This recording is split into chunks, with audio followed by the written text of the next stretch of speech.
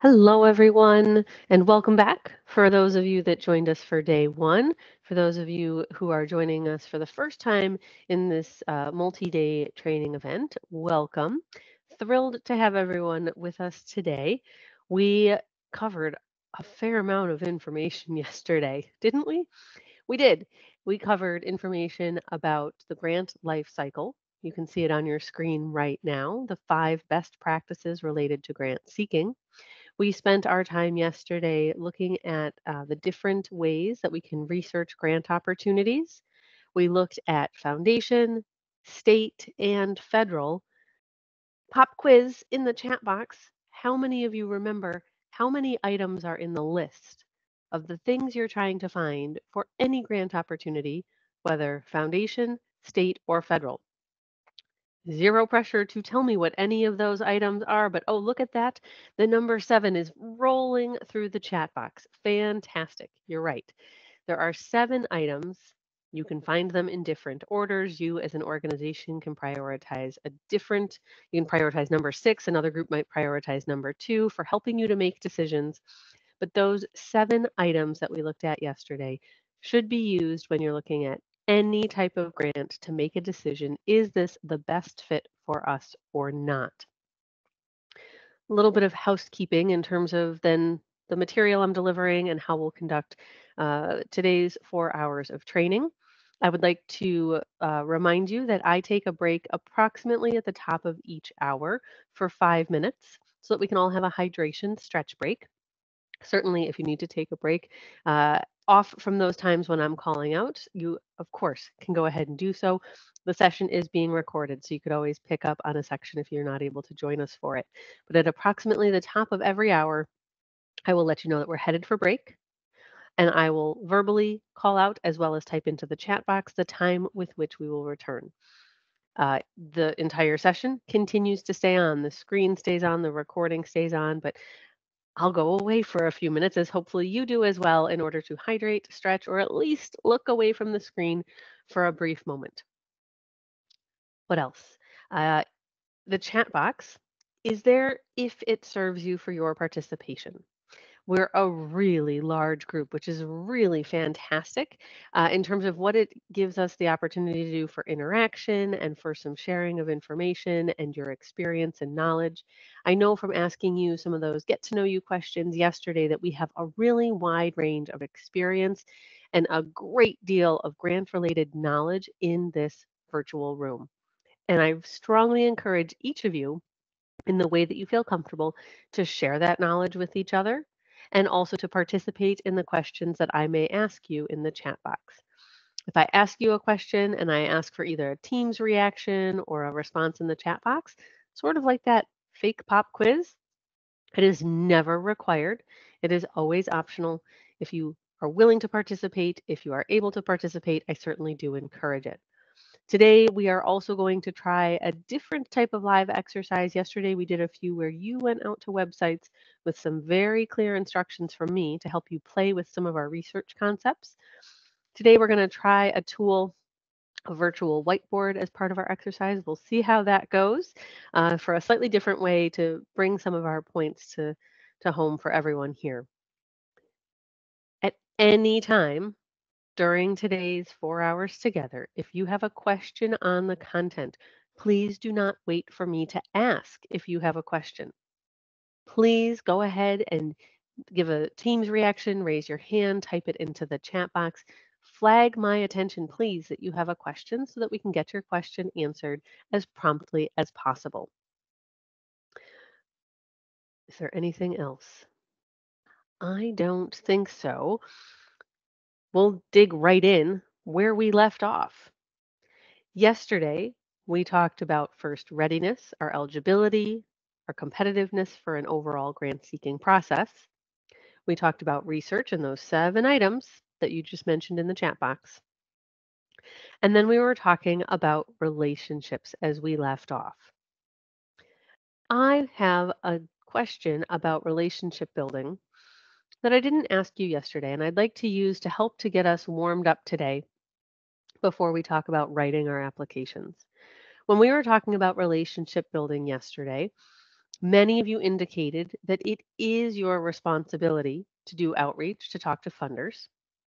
Many of you even indicated that you are rather comfortable making those phone calls or sending those emails, which is fantastic. Today's question related to relationships: how many of you have a 30-second to 60-second elevator pitch prepared to talk about your organization? Could you please let me know in the chat box? Y for yes, N for no, maybe a question mark if you're not sure if your organization has that in place. Certainly feel free to use the Teams reactions instead if you prefer. Do you have an agreed upon elevator pitch for your organization? Okay, so I see a few yeses. Fantastic. High five. I see some no's. Thanks for the candid response. And I see some of you who aren't certain. Remember, any optional homework I give you is just that. It is optional. I can't check back. I can't require that you do it. It is not a key element that you have to do in order to get your certificate of completion. But if we're thinking about having a ready to go elevator pitch, the reason why some organizations like to have that in place is that it is helpful for you, if you're the main person doing the outreach, to think about what is the most important information I'm going to share. But also, we ended yesterday talking about how sometimes our board, our volunteers, our other peers on staff, they might actually be the ones who encounter the grant maker. They might not be as comfortable as you. And so having an agreed upon elevator pitch that we can practice together. We could do a little verbal exercise over Zoom or over Teams. We could practice in person, can help increase the comfort level of everyone as they're making those outreach. Ah, and I see a clarifying comment from Victoria. Victoria has a pitch ready to go, but the library as a whole doesn't have one that's agreed upon. So I do encourage you then to broaden the conversation so that those awesome members of your organization who might also encounter grant makers would be just as prepared as you are. We're going to talk about storytelling more tomorrow. The pitch should help to convey the main point of your story. It's what you want your grant maker to remember about you. Today, as we are talking about these writing elements, there are going to be a few times where I very well may call out this idea might be part of your main point for your elevator pitch. So I'm foreshadowing a little bit on our content, but also helping to connect some of those dots for you, I hope, between our different life cycle elements. They look independent as 5 items on the screen right now, but there is a lot of interrelatedness for how we will use information from research in writing, information from relationships in writing, and even going backwards against the flow of the arrows, writing into relationships. Today, as we look at the writing element, yes, it is the fourth of our 5 R's. It is where we do, as individuals in this field, spend the majority of our time, but it is not always about writing of text. Sometimes it is about gathering the information about our program or project design. So with that set up, I'd like to begin today's conversation thinking about logic models. I'm curious to know your comfort level with the design of a logic model. If I asked you to populate a logic model for your organization, what is your comfort level on a scale of 1 to 10? 1, just learning about it today with you, Diane. 10, I love a good logic model. Anything in between?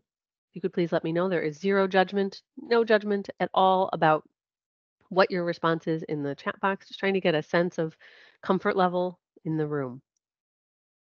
Okay, thank you. Just watching the numbers that are coming in the chat, doing some quick mental math on what that might look like. Okay, so we've got a lot of folks just learning about this concept today. A few of you have shared that you are more comfortable with this idea. The logic model that we're going to focus on building together, this is going to be like a blueprint for you that you can use to help write any application. So let's take care of a few definitions so that you can understand what this is, and then we'll start to help you design one related to your work.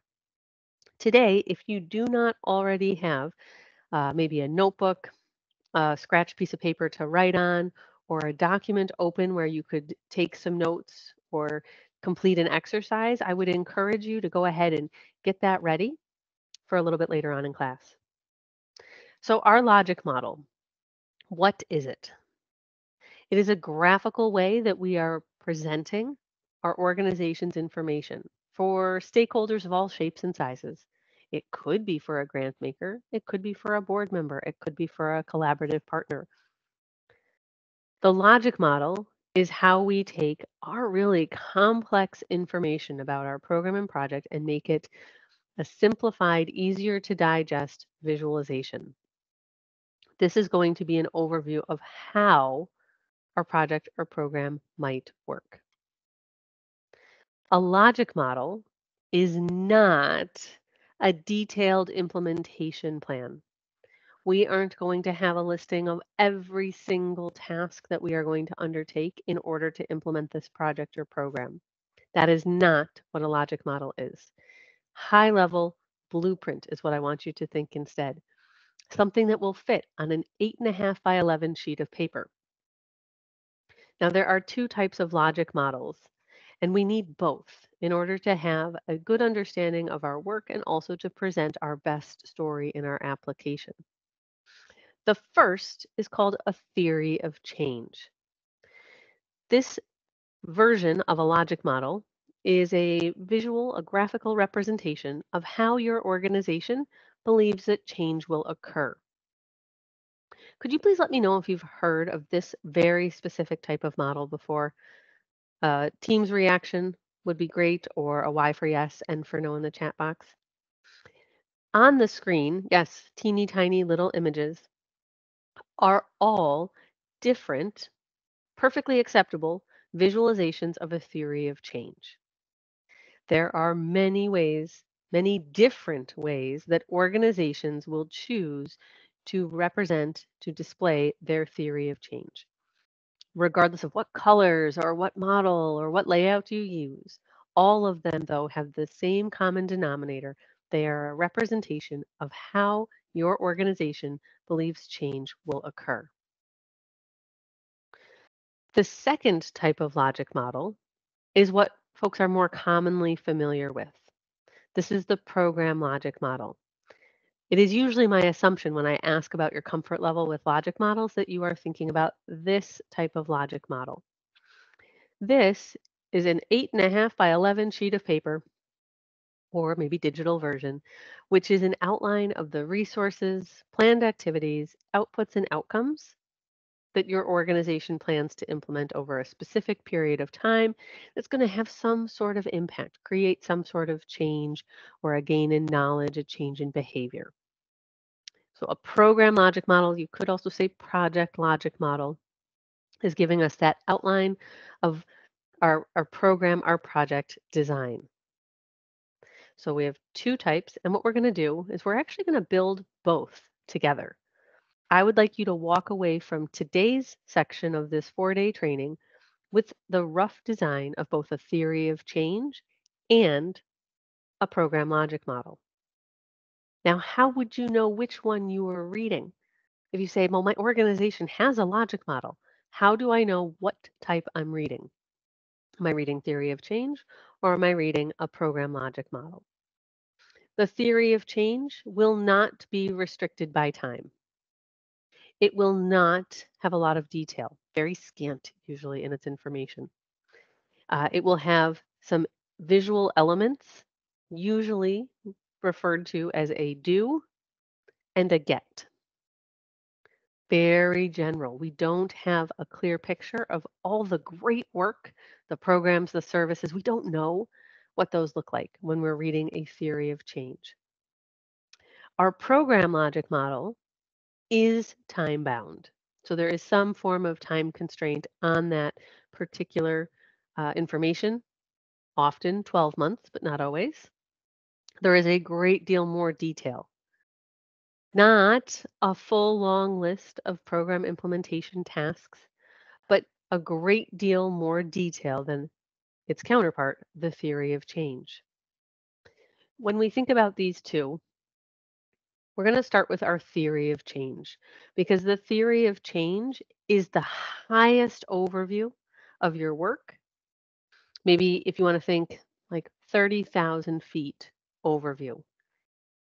We're going to talk about how we come down onto that ground level with our grant makers, but our theory of change is a very high level overview. A formal definition of a theory of change as provided by the grant makers for effective organizations. Well, yeah, quick read on it. It's a pretty long and meaty definition. It's a systematic assessment of what needs to happen for a desired outcome to occur. Theories of change should be designed to explain how and why change happens, as well as the potential role of an organization's work in contributing to its vision of progress. Pretty heavy. Well, the good news is that this statement, this definition given by the grant makers for effective organizations, boils down to something as simple as what you visually can see on your screen now. There are two types of theories of change. The first is what you see on the top of your screen. It's called a basic theory of change.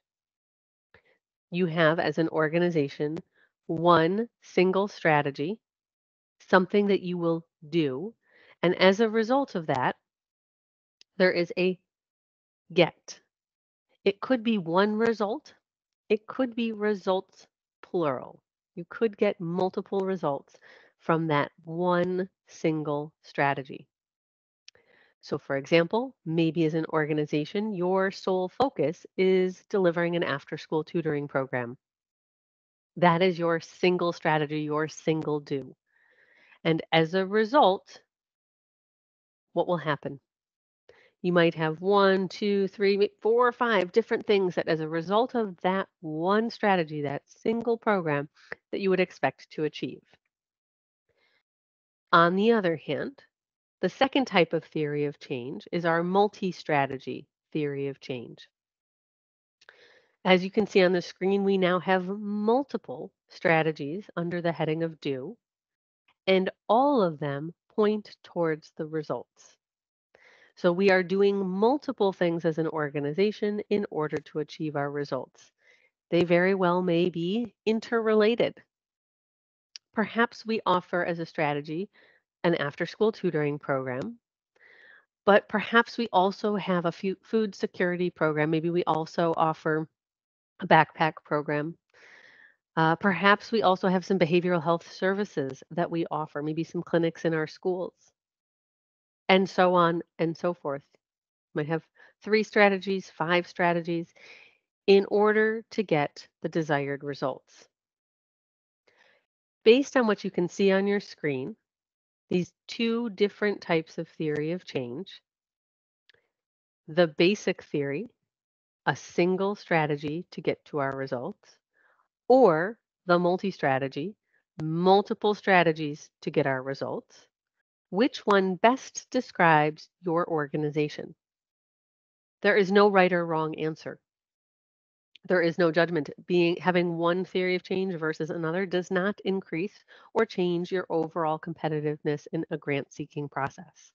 But if you could please let me know in the chat box, basic or multi, which would you say best describes the theory of change for your organization?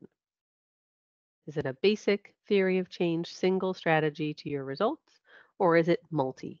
Multiple things that you do in order to achieve your results. Okay, see a lot of responses coming in the chat box. Thank you so much. I see many of you have multi-strategy theories of change in place in your organizations, but I do see some that also have said that it's basic. Fantastic. We're going to help you write and also visualize your theory of change. I will be very frank. It is rare. It is exceptionally rare that there will be a grant maker that will specifically ask for your theory of change. Very rare. However, there are multiple narrative questions that point towards this idea. This is what they want you to reply with, but they are not asking you for your theory of change. Also, remember that spoiler I gave you for your elevator pitch? Your theory of change very well may influence your main point that you want your reviewers or your potential funders, the people you're building relationships with, the things that you will want them to remember. So let's look at an example together. I'm going to take a health focused example. And if we said that the results we want to have, or we want to improve the health of the participants in our community. So I've thought about our results first. That's what we're trying to achieve. What are our strategies? Perhaps we have a strategy related to exercise for our program participants, our community members. Perhaps we have a strategy related to improving nutrition. And perhaps we've decided we have a strategy that's important for us related to stress reduction. And so those three things are really core for us as part of our design for how we want to improve the health in our communities. But how did we come up with these strategies? I've simplified what probably was a lot of discussion and a lot of review of recent research and your organization's own results, and we may have some underlying assumptions. This is where theories of change often become a larger narrative document. The theory of change itself is very small and short, but the assumptions that are being shared, the research that is behind the assumptions, that's where some organizations might choose to document something in a much larger narrative structure. But in a simplified version here on the screen, we might have the assumptions that we've got lots of research that shows that increased exercise is known to contribute to improved health. And again, as a summary statement, we've got lots of research and proof that improved nutrition is going to also contribute to improved health. And third and lastly, we know that stress very well may contribute to poor health. So very simplified example here to help get us started. I know that that is not the specific work for all of you here on the line today, but I wanted to give you that initial idea and example so that we can have you write a draft theory of change that you can use now as you're referencing and writing in your grant applications. So remember, I asked you if you didn't already have something nearby, please grab a piece of paper or a notebook, maybe even a stack of sticky notes if you prefer, or if you haven't already, please open a digital document. Once you have your material ready so that you can start to take some notes, what I would like you to do, please, is to think about how we're going to write this. You're going to think about what strategy is important. For many of you, you told me that it was a multi-strategy theory of change that your organization has in place. So it could be strategies that are important. So you're going to document out what strategies are important. Go ahead. I'll take a brief pause here for you. Go ahead and jot those down or type them out.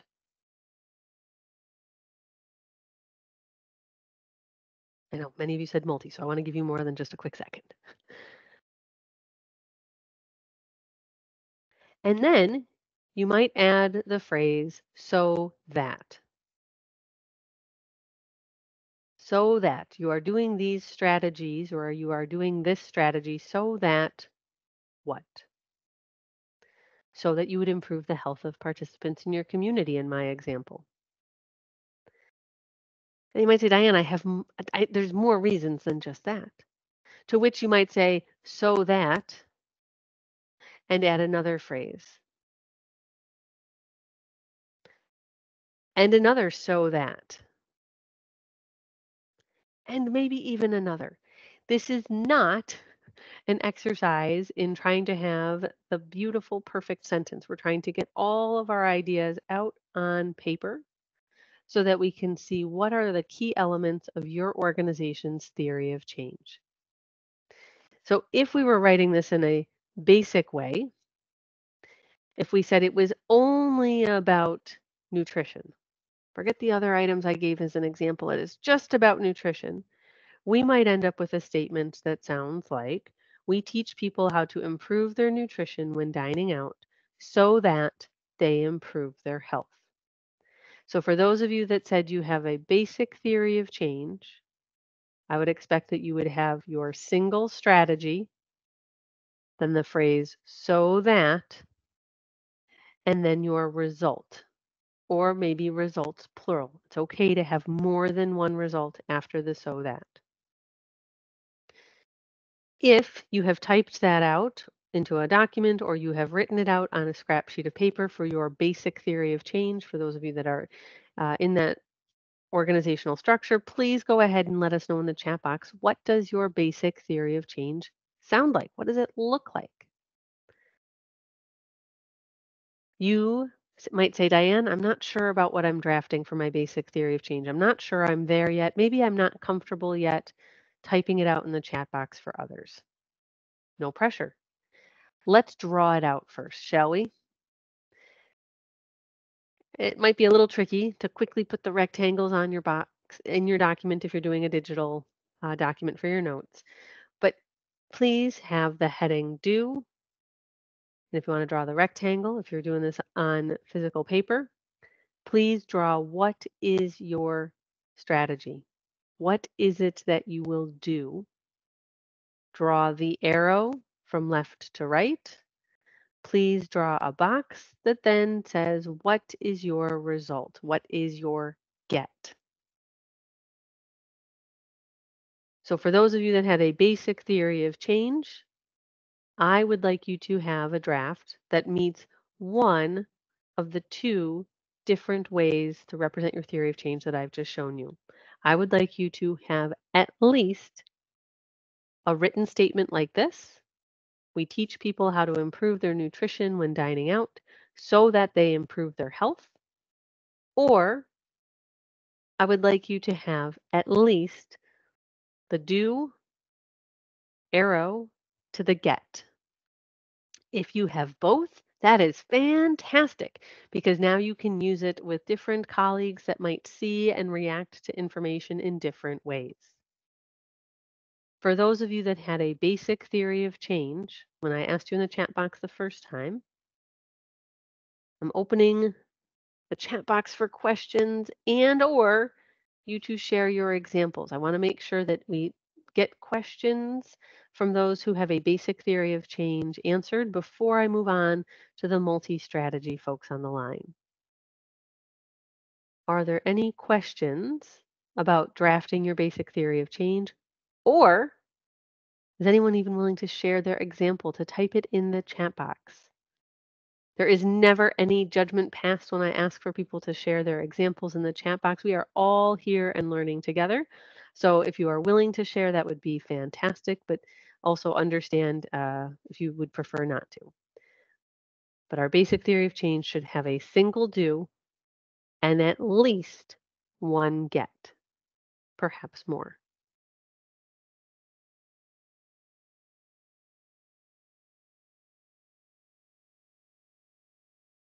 Okay. I'm not seeing any questions related to drafting your basic theory of change yet, and I'm not seeing any examples, but I know it takes a moment sometimes to type out those examples, so I still would welcome them if anyone who wrote a basic theory of change is willing to share. Let's take a look at the larger theory of change. Many of you said that you have a multi-strategy theory of change for your organization. There are multiple things that you are doing in order to achieve your results.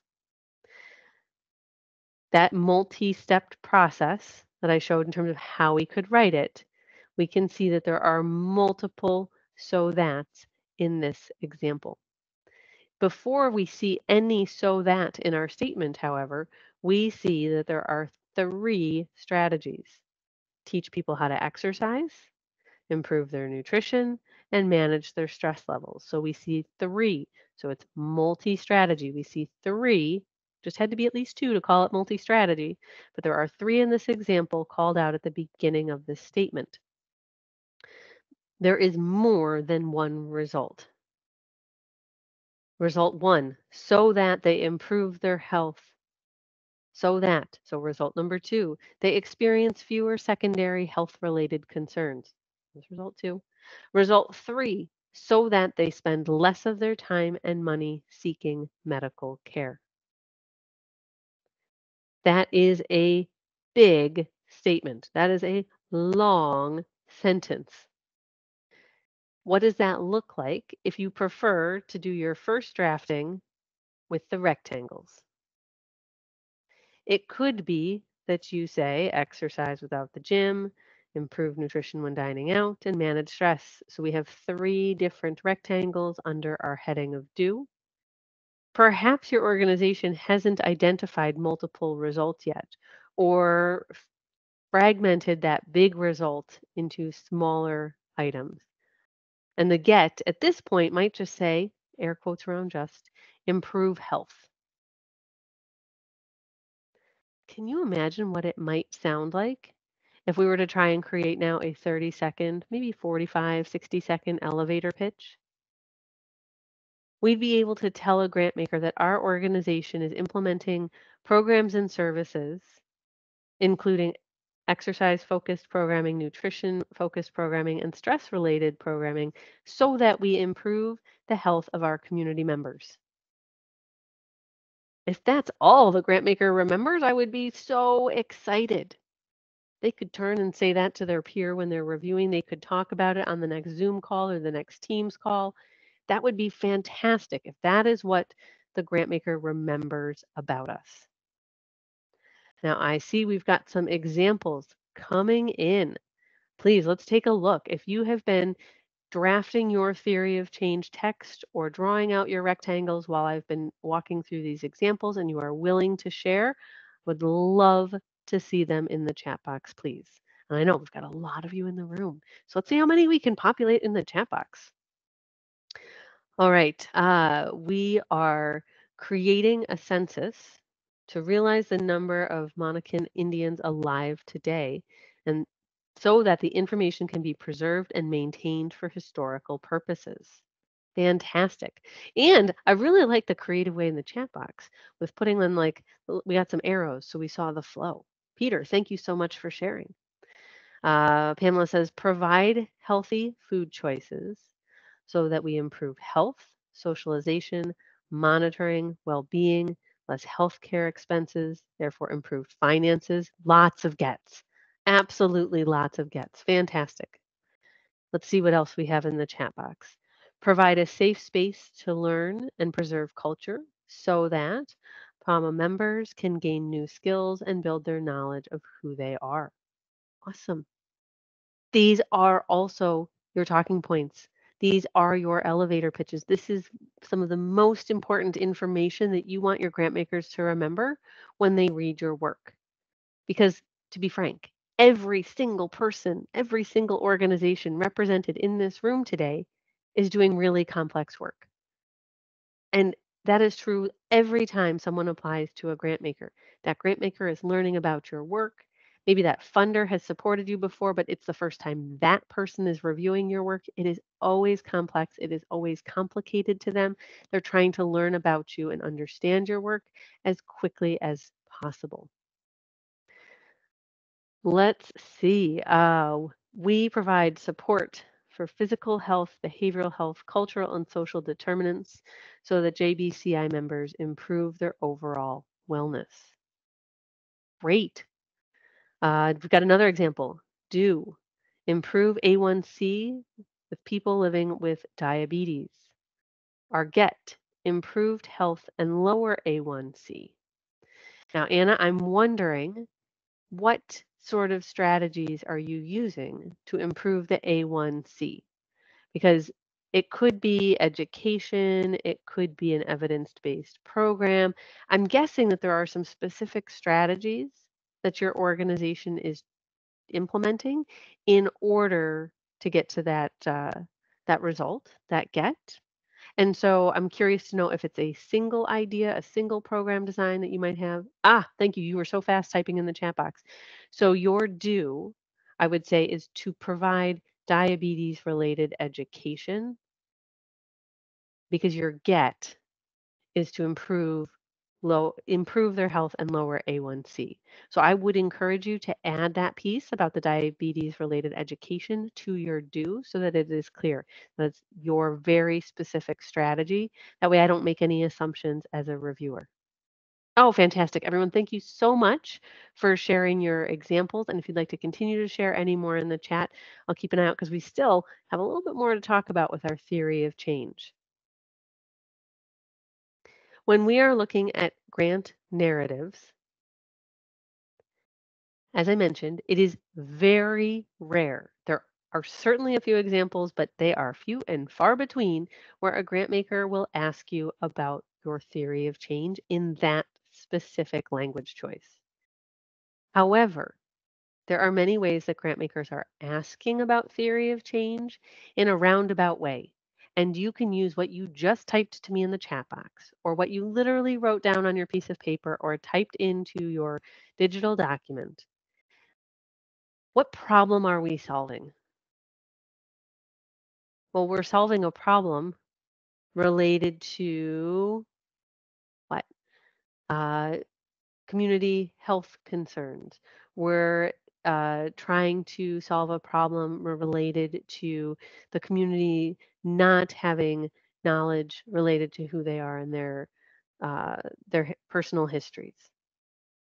How do we know our solution will work? Well, Anna and Anna's organization are providing diabetes related education. And it's based on the assumptions that there is research, maybe they even have some of their own data showing the impact that patient education can have on long-term outcomes and long-term health. So we're experts in our work. We have some of our own data perhaps to prove it. We also have research to show this is what has been proven to work. This is why we are putting this forward, which might lead a grant maker to ask something like, what are the evidence-based practices that we're using? Or what are the proven methods that we are using? They're asking you about your assumptions related to your theory of change.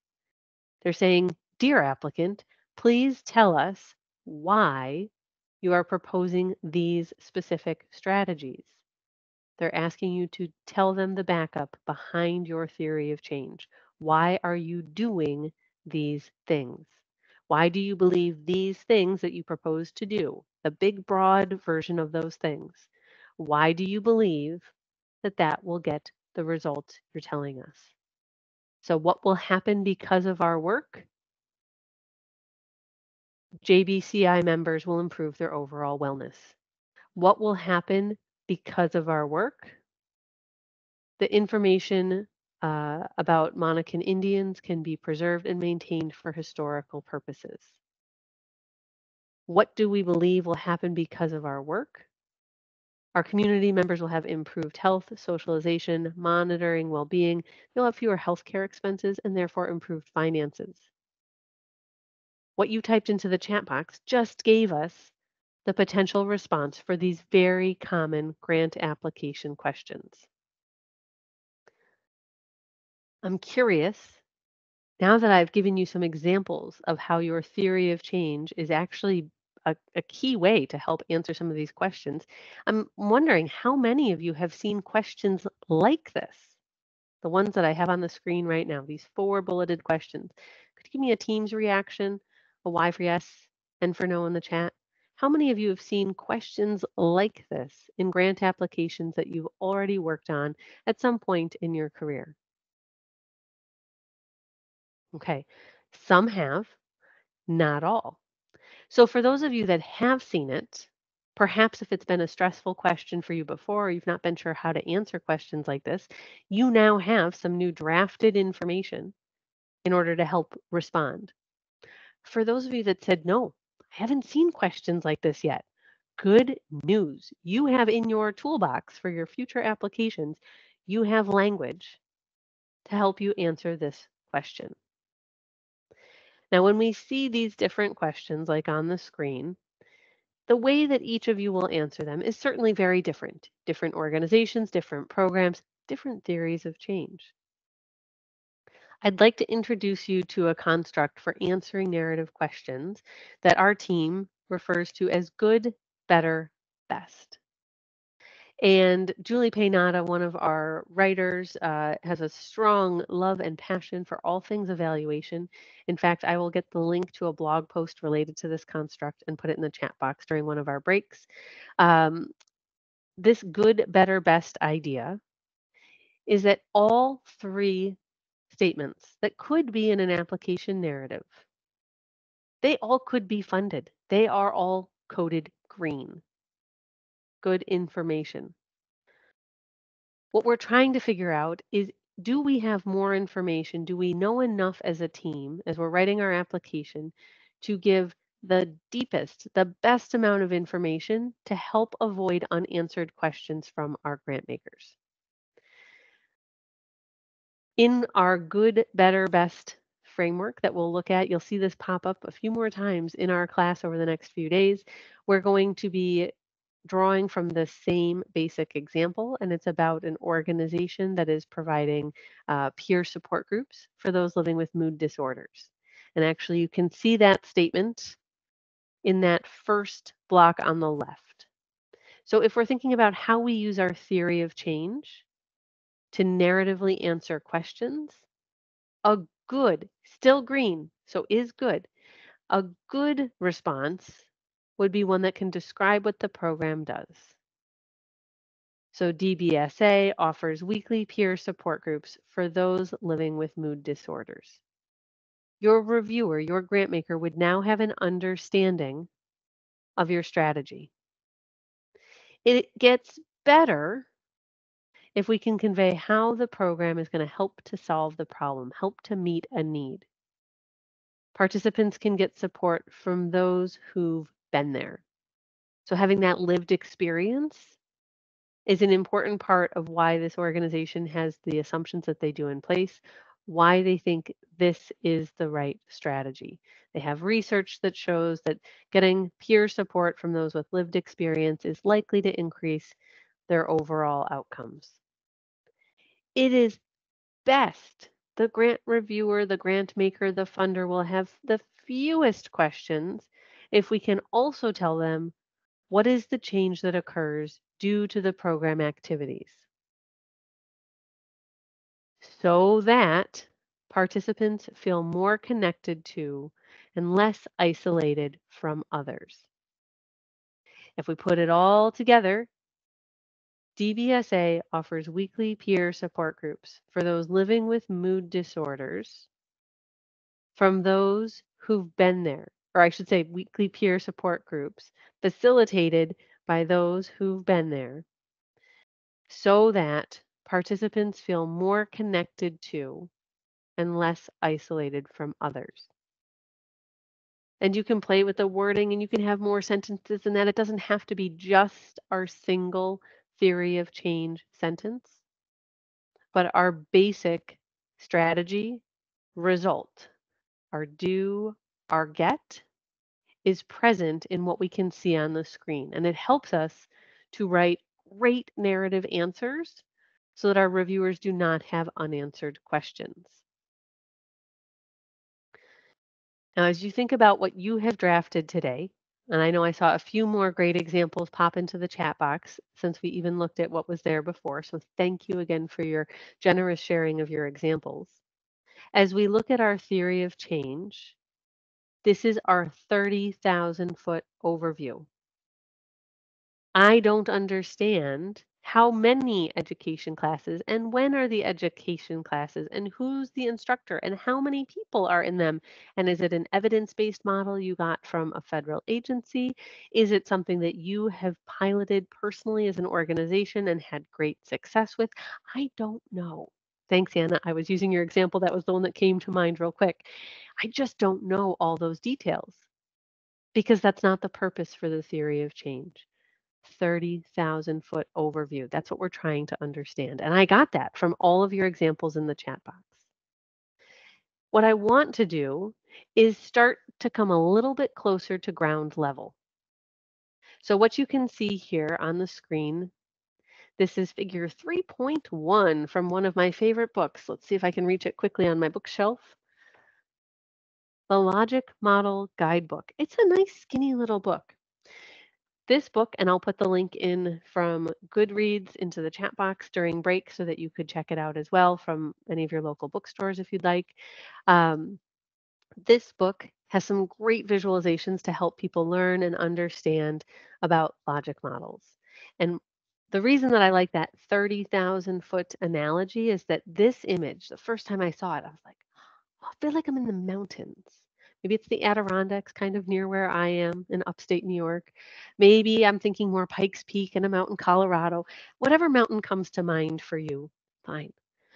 But if we're at the very top of the mountain, somewhere high, high elevation, that high level overview is our theory of change.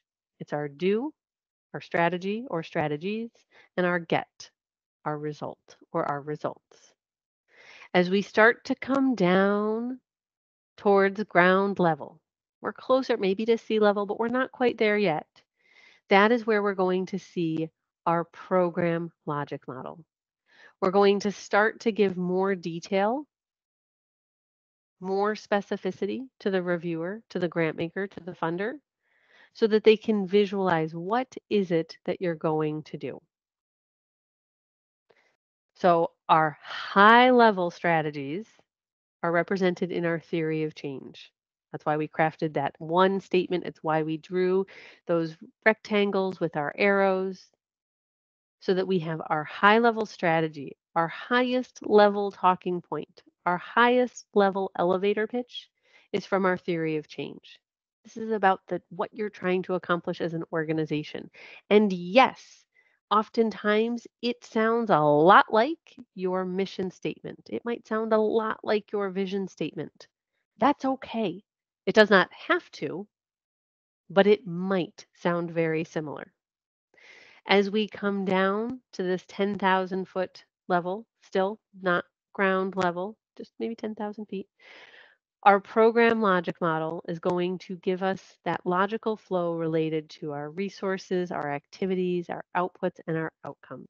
These are going to be the things that we need to do so that we can achieve our results, so that we can achieve our impact. There is direct connection. I'm actually going to go back one.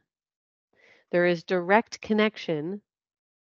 Our strategies at that 30,000 foot overview are going to help inform what we're going to populate in a few minutes for our resources, our activities, and our outputs.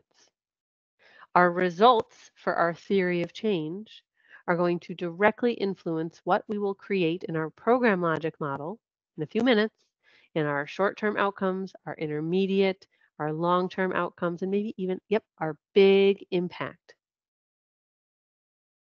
This is not a dot to dot, connect the dots type drawing, but that's what it should feel like when we're all done. We should be able to see how do these connect together. If we were thinking about our initial example, the one that I put forward about how we were going to have these different strategies, our health classes, so exercise classes, nutrition classes, and stress related activities, or I should say stress reduction related activities. So our high level strategy was to improve health. As we come down to our program logic model, I'm going to start to share information about the resources we need, so the staff and the equipment. We're going to start to talk about the activities that are happening, so the classes that we will be offering. We'll start to talk about the things and the people that we might count, the number of classes, the number of participants. This is helping to give our reviewer a deeper understanding of the work. And not just that, it is also ensuring that we as a team, as an organization, have shared understanding about the work that we are going to do together.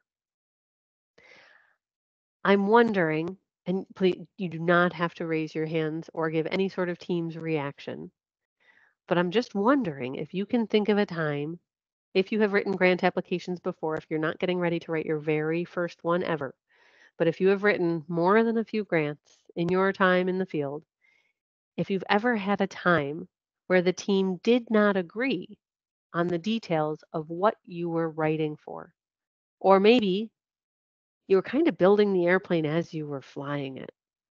You were coming up with program details while writing. That is stressful. That is not as competitive. I understand sometimes the pressure of a deadline makes it so that feels like it's the only option. But we want to have shared understanding of our basic design before we sit down to write a grant application, especially in those highly competitive state and federal situations. Remember yesterday, many of you shared your guesses for how long on average federal grant applications take, and the average answer is 100. Yeah, there's some smaller, and yeah, there's some that are way bigger. But the way to make those 100 hours be as meaningful as possible is to start with some form of shared understanding in terms of program design, which is why we're going to use this blueprint idea. We are going to craft a blueprint and create logic models for your projects or programs that you can then write from.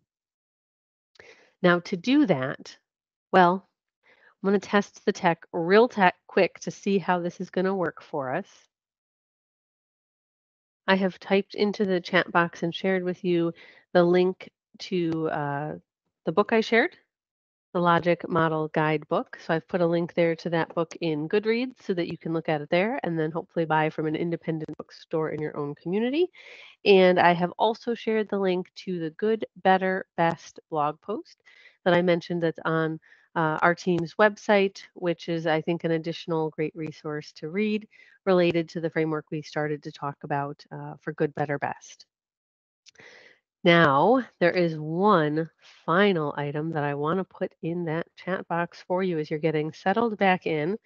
I hope that you found some form of snack, lunch, additional beverage. I went for a fresh can of seltzer, something that's going to help fuel you through this exercise.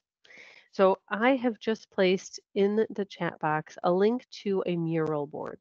The mural board that link will take you to is the one that you should be able to see also on your shared screen. Please do not feel that you have to join us in this exercise in the board itself.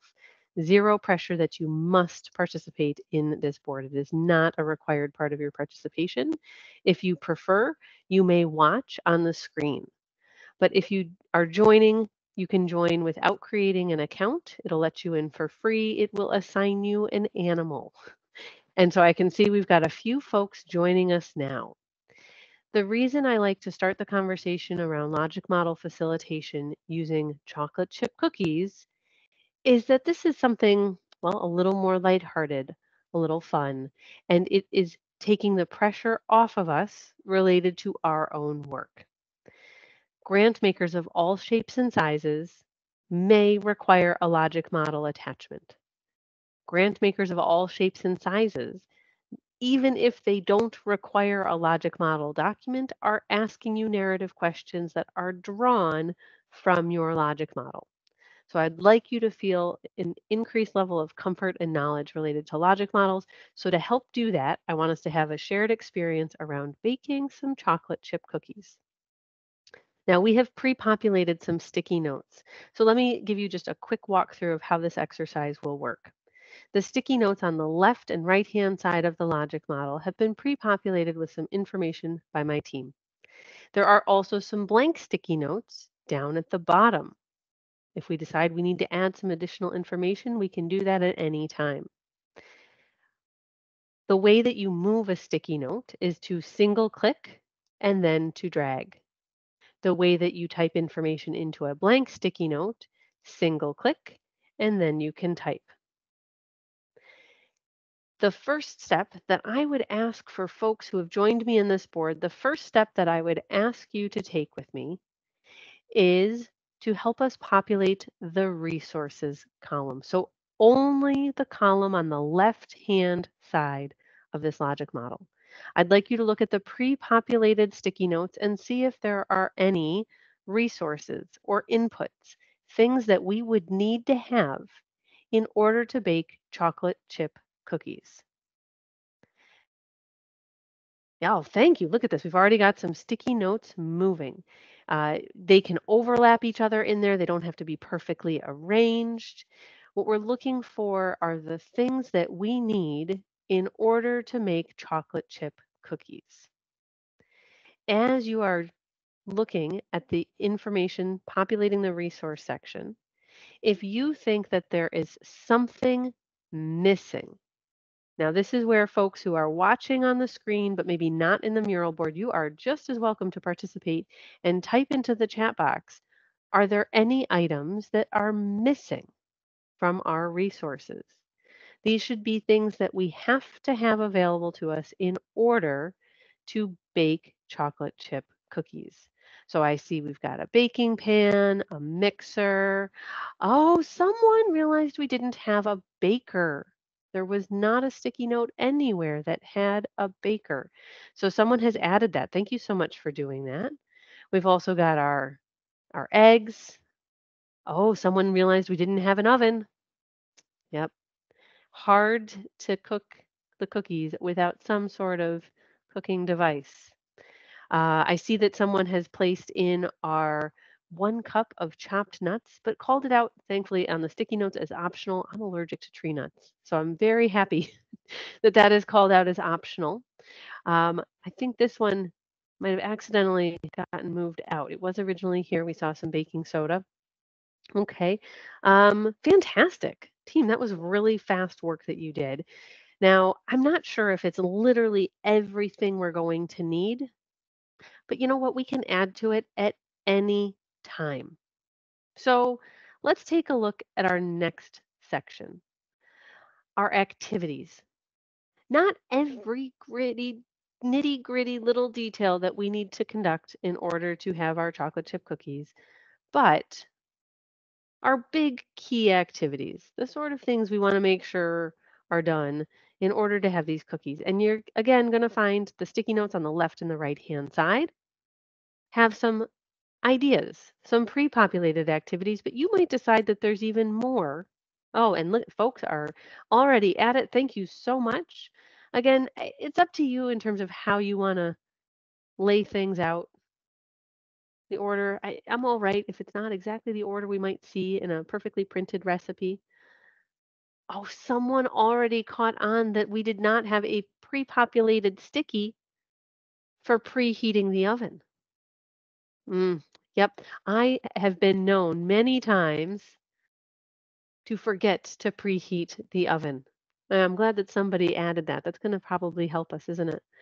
Oh, and some folks are even starting to place what they're finding into outcomes and impact. But I want to focus on just our activities for a moment. So someone already caught our red herring there. The preheating of the oven was missing. Oh, turn off the oven. Thank you. Yes, that is important so that we are not wasting energy. We're not overheating our home. My goodness, maybe if it's a hot month, we're like, we don't need that. It's going to make it even hotter in here. Okay. I'm wondering, does anyone feel like we need to talk about maybe key activities for cleaning the kitchen or washing hands before we start? Anything about cleaning the kitchen and the dishes when we're done? It's up to you. You can decide if those are key activities that are important for our exercise. Ah, there's that wash your hands activity. Perfect. Whether we are thinking about our experience perhaps in like a home economics or cooking class, or whether we're thinking about our own home, or if we're thinking about being in a team kitchen, all good. Clean up, love that, and take notes for improvement for next time. I think that is fantastic. Great, great. Yep, we're cleaning up the dishes while the cookies are cooking. Yep, cooling the cookies on the rack, washing the dishes once they're empty. All right. Kudos everyone. You helped because we had some ideas. We didn't know all the things, and then you used your expertise just like you would with your program team with your colleagues. Everyone used their own expertise to help build out the activities. We still might realize that we've missed something along the way, but don't you worry, even though we're moving from left to right, we can always go backwards and add additional information. Oh, setting a timer.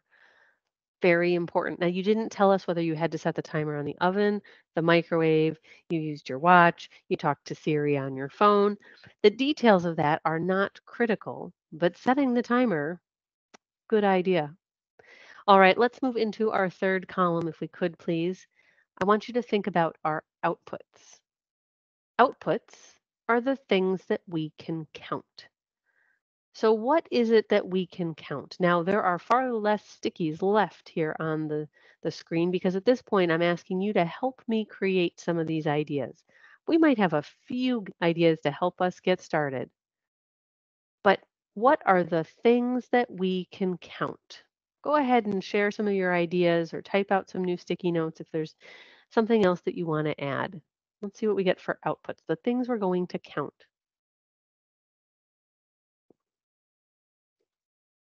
Hmm. So the number of cookies. We probably also, now it's important to differentiate the number of cookies from the number of well-cooked cookies. Could be different. The number of household members who are aware that cookies are present. Sure. Yep. Uh, oh, the number, let's see, happy kid enjoying the cookie. Now that assumes that maybe we're putting forward a cookie baking exercise so that what? Is it something in our home? The household members, sticky sort of led you in that direction. You know what, team? I think this is a good time for us to we have to go and look at something else first. We're starting to talk about what do we want to measure and why would we want to measure it? And it's hard for us to reflect on that without understanding what is our big, broad goal for this activity. I didn't give you a goal, did I? Nope. It's part of the whole exercise for us to get to this point and then say, wait a second, what might our goal be? I would love it if you would help me to come up with an agreed upon goal. Why is it? What is it we're trying to accomplish? What do we want to do here with baking chocolate chip cookies? If someone wants to type in an idea onto a sticky note, or if someone wants to type it into the chat box if they're not in the mural board with us, what would you like the goal of this program to be? Why are we baking chocolate chip cookies? Do we want it to be a team-based activity for our office? Do we want it to be a happiness building activity in our home setting?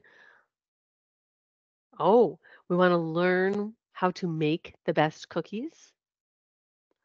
We might want to raise funds for a soccer team. I was thinking swim team and fundraising events. Sure, right?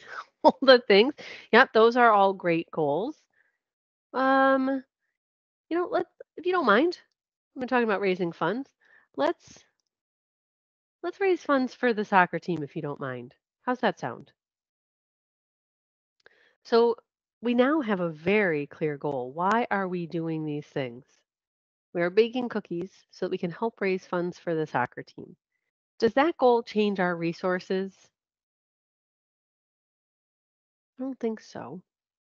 Does that goal change our activities? Well, because we're now doing fundraising cookies, we're even happier that we got all that cleanliness, our washing of hands, right? We got all that taken care of. Does it change our outputs? What else might we count? If the goal of this program is to raise funds for the soccer team, I see Pamela also suggested raising funds for a youth summer trip to Disney World. So same idea. So if we're trying to raise funds for some sort of activity, is there anything else we want to add to outputs?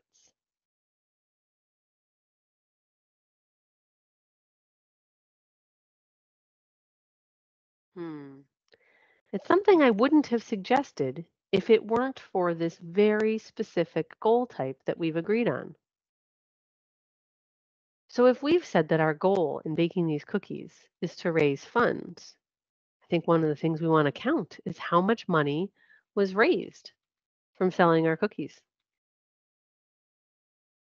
Oh, making smaller cookies. That might be important, right? The more cookies we make. maybe the more money we can make. And so perhaps we also then want to change our happy kid enjoying the cookie to the number of kids who are enjoying the cookie. So these are the things we would count and report on. Should we, let's pretend we had a grant maker who was going to pay for us to make chocolate chip cookies. But I want to think about then our short term, our intermediate, long term outcomes. When we think about our outcomes, what are the changes in knowledge, behavior, skill that we're expecting as a result of our activity? So, in short term outcomes, so things that are happening right at the time of the activities, in the moments, maybe in the hours, the days after. The short term outcome that's been placed so far is that we have cookie eaters who have full bellies. Hmm. Now, I see Pamela has commented in the chat box about a satisfaction survey. And I almost wonder, well, how do we know that they have full bellies? As indicated in their self-reported survey. Making up some language there. Right? That's how we know that they say their bellies are full. Or I guess it could be if we're watching and they're holding their belly. What else could we say as a short-term outcome? What else might happen in those moments, days, right after we have made these cookies? What else might be happening? Maybe we even want to go into the weeks right after it's happening. Does anyone have any suggestions for other things that we might be able to measure in terms of a change resulting from our activities? What else might we be able to report on?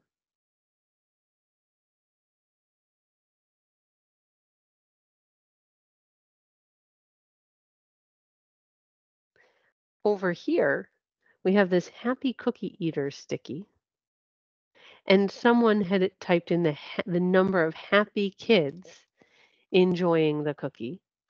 Well, how do we know? We might actually say that it's not about the output, might be that it's the number of kids enjoying the cookies. And then percent of kids that ate cookies that are happy cookie eaters as reported in their surveys. So we counted the number of kids who were eating the cookies. And then we also thought about the percent that reported that they were happy. Now, I'm guessing if we're raising funds for a soccer team or for uh, having a summer trip to Disney World for our youth, I'm guessing that we might also care about at this point in the days, the hours after we first baked chocolate chip cookies, the percent of our total funds raised. That would be an important outcome for us to be aware of. Did we meet our goal? Did we exceed our goal? Are we a little short? Important for us to measure that.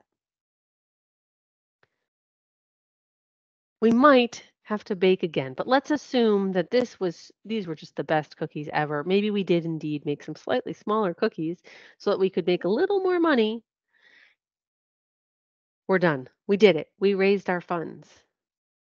As a result of raising these funds, what's happening in the intermediate period of time? Let's say 3, 4, 5, 6 months. Is there anything that we're expecting in terms of change?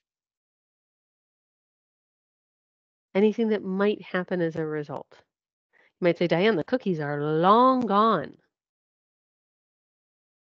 So what? Sometimes our programs, our projects are one-time activities where we might get the opportunity to interact with a community member.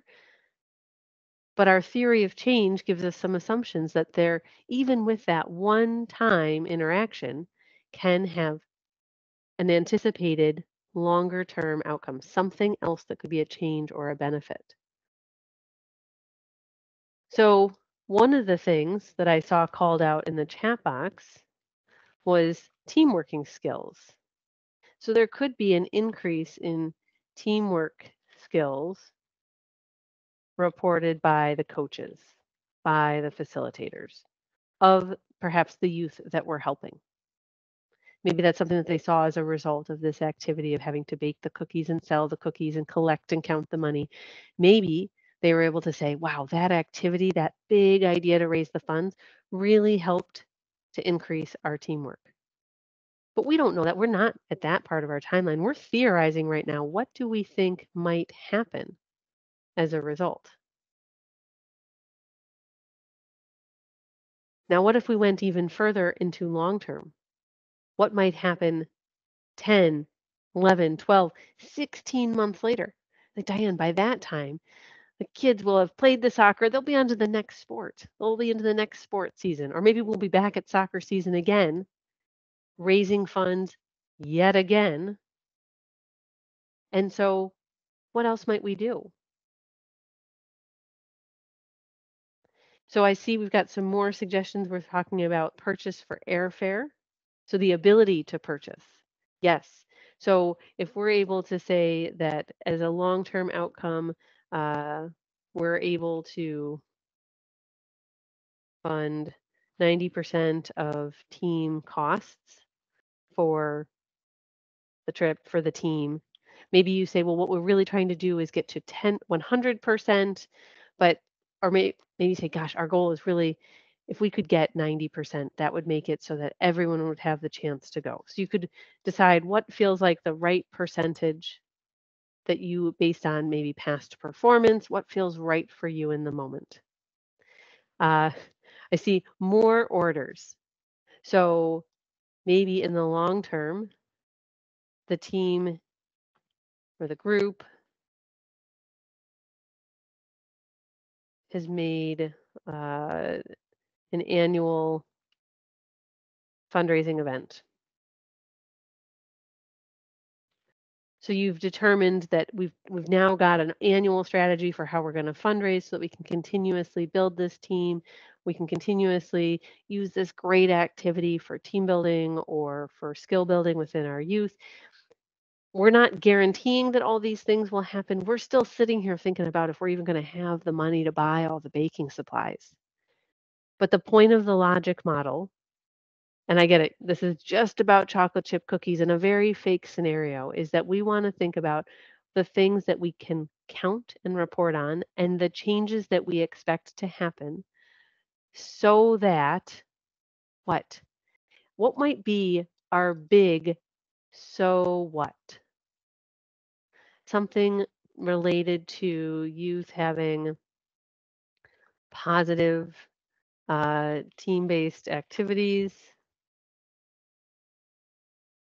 and another so that they are prepared to be part of teams in the workplace. I'm going big and making that one up as why? Why are we doing it?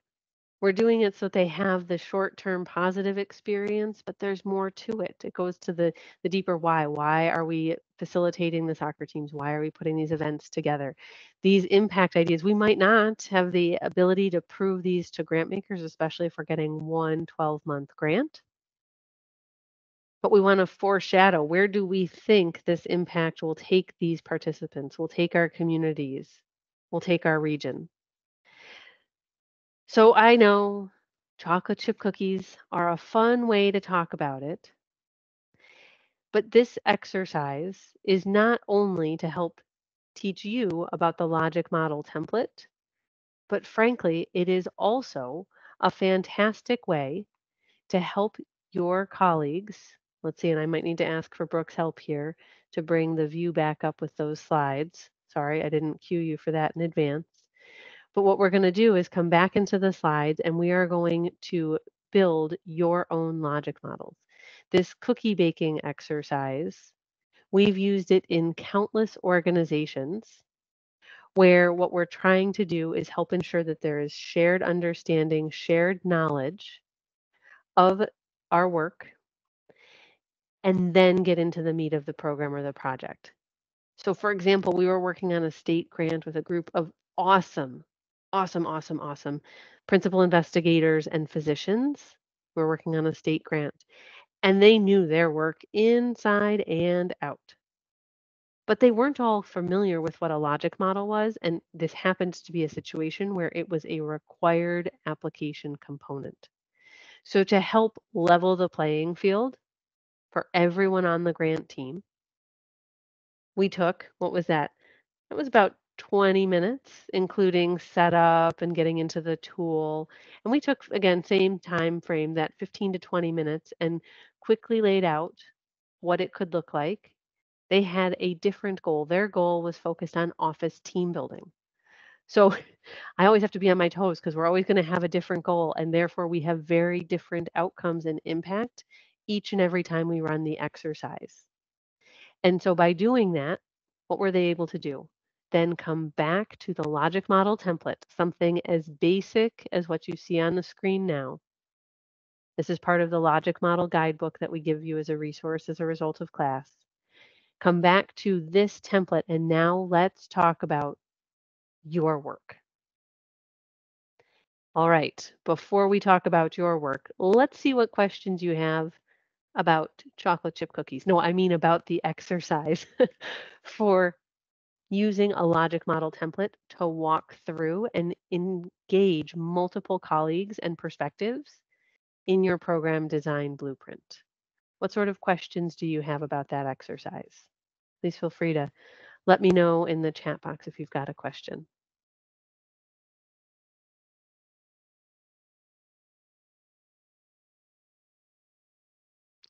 Now, I will say that part of why I do like to share that particular tool for how we facilitate the chocolate chip cookie baking is that Mural, so the tool that we were just in, yes, it is a tool that could cost you money, but they give licenses for free to nonprofit organizations. And so if that whiteboard idea for facilitating, especially if you are a distributed team across a wide geography, that tool is fantastic. And again, they will give you free licenses if you apply as a nonprofit organization.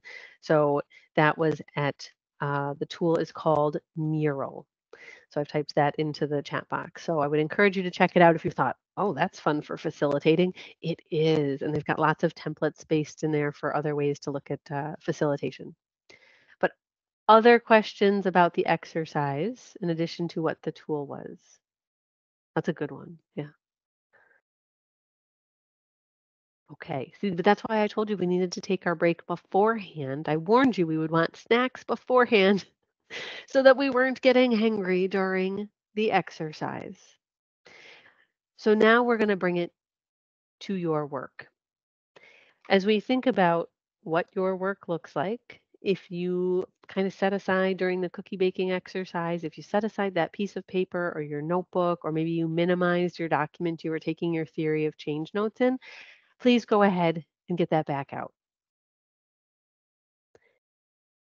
What we're going to do is build your logic model.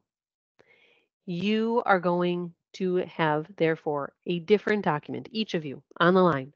Unless, of course, you're doing this in the same room with colleagues, in which case maybe you'll collaborate from the very beginning. I know we had a few folks who were joining in a shared space yesterday. We're going to start at our far left of our template, just like we did with our cookie baking exercise, and we're going to talk about our resources first. Oh, Pamela has asked one of the $1 million questions. How do we determine the short, intermediate, and long term? I'm going to hold that question for just a minute because you're right, we have to agree on that. So I'm going to have you think about it specific to your work when we get to that portion of the template in just a minute. To start, we're going to look at resources. You will see some logic model templates that will refer to this as your inputs. These are the things that you need to accomplish the activities that you're about to describe. These could be things like people. I saw somebody add baker to our resource column. These can be things like financial considerations. We need money to do the work. They could be things like organizations. So maybe a collaborative partner or 2 or 5. They could be things like the community. Maybe you need to have some volunteers for your mentoring program. They could be other system resources. Maybe you need new laptops. Maybe you need, maybe you need cookie baking supplies. Perhaps you need some posters. Maybe you need some incentives for participants. Anything you need, including your own staff, the staff that are going to do the work, the staff that are going to supervise the work. Maybe you have some interns who are going to help support the work. All of that belongs in the resource portion of your logic model. So if you could please, if you are doing this on a physical piece of paper, I would encourage you to please put the heading resources and to start listing what are the resources that you need. If you're doing it digitally, please type the heading resources and start to put in the resources that you need. Just like our cookie baking exercise, the column got really full. It was hard to read all of them, and that's okay. We're going to clean it all up later. Right now, what we're trying to do is get as much information as possible into our logic model template so that you can use it to write from and to design your blueprint should a grant maker ask you for the formal visual version. I'm going to give you an example on the screen as we walk through each of our steps from left to right. And my example is going back to that health program where we were going to have our nutrition classes, our exercise classes, and our stress reduction classes. So in my example, I've pre-populated my template with, we need money to get this done. I need a fitness facility so that I can provide those exercise classes. I need staff. Now I've just listed staff, but as many of the titles as you can write out, that would be helpful. And I need to have fitness equipment, not just the facility, but I need to have equipment, whether I'm talking about having treadmills or ellipticals, or if I'm having yoga blocks. I don't necessarily know all the details right now. In my example, I've just said fitness equipment. Maybe I should say fitness equipment and supplies so that it implies both the big things and the little things. But for my rough sketch, I've got these basic headings. So at a minimum, I'd ask you to think in big, broad headings. But if you're on a roll, just start writing as many details as you can under your resources heading. If anyone is willing to share some of the resources that they are listing out or that they are typing into their document, I'm going to put the heading resources here in the chat box. Let's see what sort of resources you're coming up with in your own logic model drafts.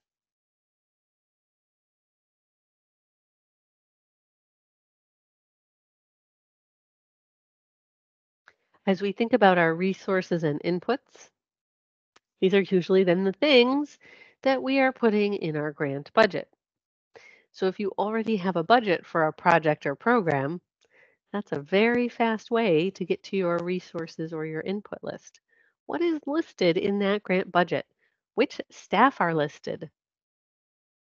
What computers did we buy? How much money did we set aside for food? Oh, wait, there's not food in our budget for our program? We better add it to the budget and add it to our resources list too. So we can use both our budget for a program or project and our logic model to help ensure we haven't forgotten anything.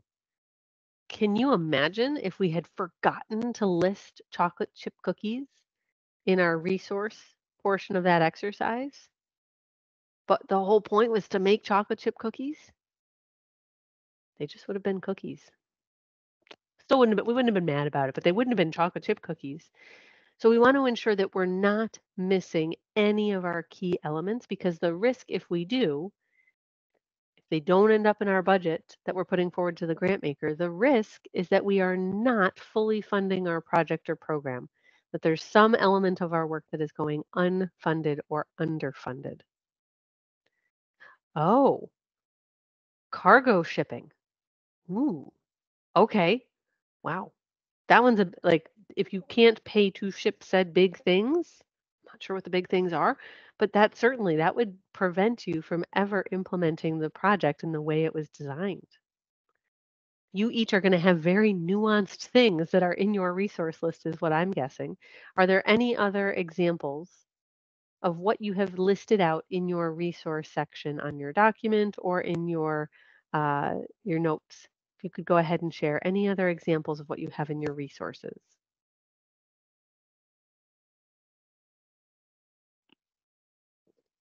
Refrigeration. Hmm. So if you're doing some sort of, Pamela, if I remember right, I think there was your work is related to food insecurity in the community. So yes, having refrigeration, freezer, storage space, it's not enough to just have the food, but you have to keep it so that it is usable, right? Weatherized storage, mm, facility. So even though you own the building, you need to acknowledge that you have it. That's a resource. Great. Funding for travel costs for staff. Okay. And the staff themselves as well. Like in Pamela's example, you would also list the food, not just the refrigeration. Now, interesting. Okay, so Victoria has said trainings, and trainings as a phrase by themselves will play out, I think, in our next column when we get to activities.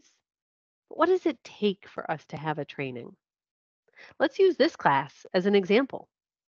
This is the sort of class, especially pre-COVID, all come together into a big room. I mean, you think my jokes are funny over Teams. Oh, imagine in person. Um, Thanks. I know you're like, Diane, no, not funny. So when we think about what's in the training, do we need a physical space or do we need our virtual space? Do we need to have a facilitator, a producer for the training, like the awesome Brooke who's here helping all of us? Yes, in a virtual training, we do. If we're in a physical training, there's going to be a lot of conversation about the food. Are we providing food? What kind of food? How are we handling dietary restrictions? So we might need to think about our resources in a different way in order to ever get to the training activity than here. I'm like, well, I showed you yesterday. I'm like, I have every beverage I could possibly have. I have my iced tea, my seltzer, my hot tea. It's all right here. It's on my shoulders. I've got to make sure it's here.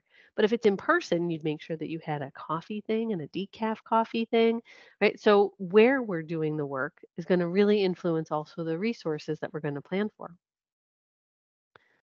Building, staff, food. Good. All right.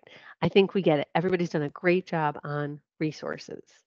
But I want you to think about literally everything. You might say, like literally everything, like a pen and a pencil and my sticky notes. Okay, let's bulk those together into, say, office supplies. Or if we go back to our cookie baking exercise, you saw how full that column was. It was overflowing. Well, we wouldn't want to lose the oven part. That's an expensive piece of equipment. Maybe we could do a dry goods sticky that would represent flour and salt and baking soda and sugar. That would be one way that we could consolidate our list, group things together if we were really running out of space. Our next section, again, we're moving from left to right in the template. What I have not said out loud to you is that grant makers, when they request a logic model as a document, it might not always be left to right for the way that you read the document. Sometimes I've seen logic models that flow from top to bottom, sort of like a waterfall. The water's flowing down.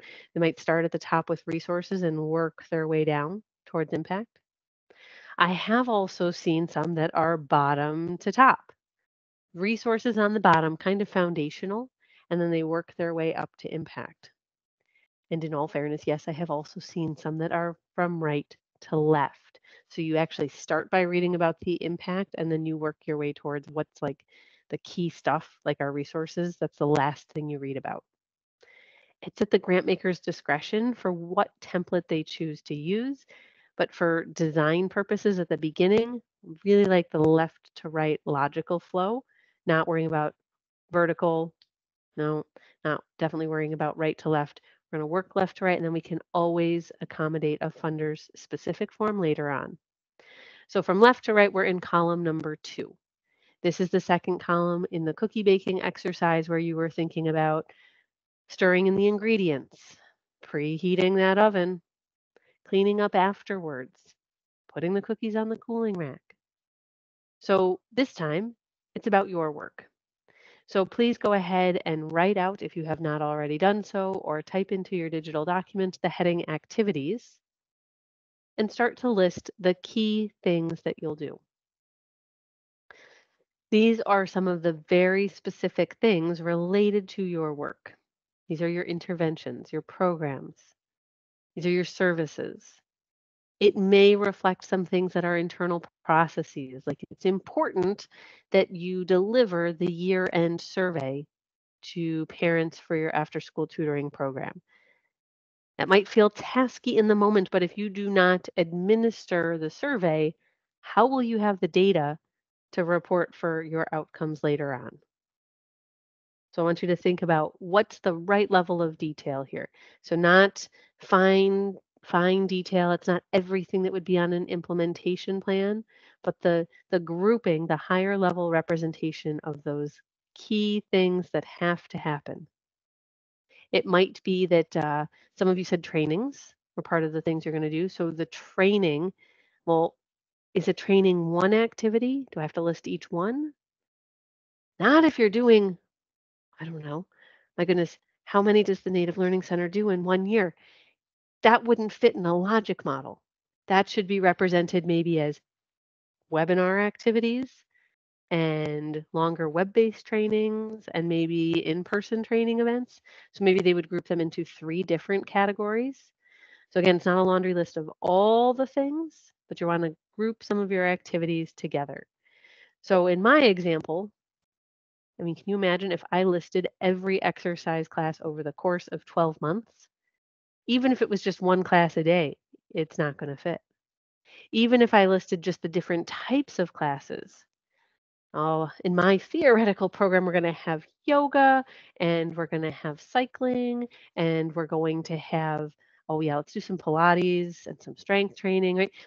Even if I start to group at that level, it still might be more than would fit in my document. But for today's exercise, you don't have very long, so I don't think you'll get too deep in the weeds. Think about some of the groupings related to your key activities. So I've put exercise classes, nutrition classes, and stress reduction, we'll say activities instead of classes that time. So I've got 3 different groupings of key activities that I want to have take place in service of getting to that bigger impact. Question, is there a PDF we can edit for this diagram? Our logic model guidebook does have a PDF document like this. If you prefer, they're narrow columns. And so really like anything you're typing in a Word doc is a great way to just use the same headings. But that logic model guidebook resource is where you'll find the PDF version of this template. So what do we have for some of your activities?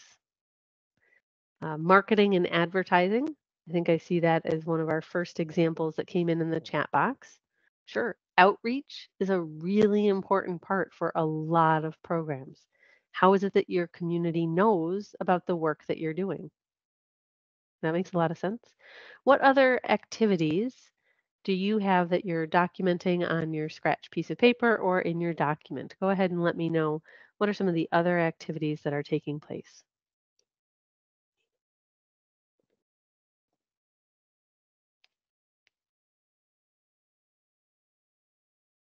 Unloading and storing food, the packing of the food bags. Yep. Having the distribution events in the community. Exactly.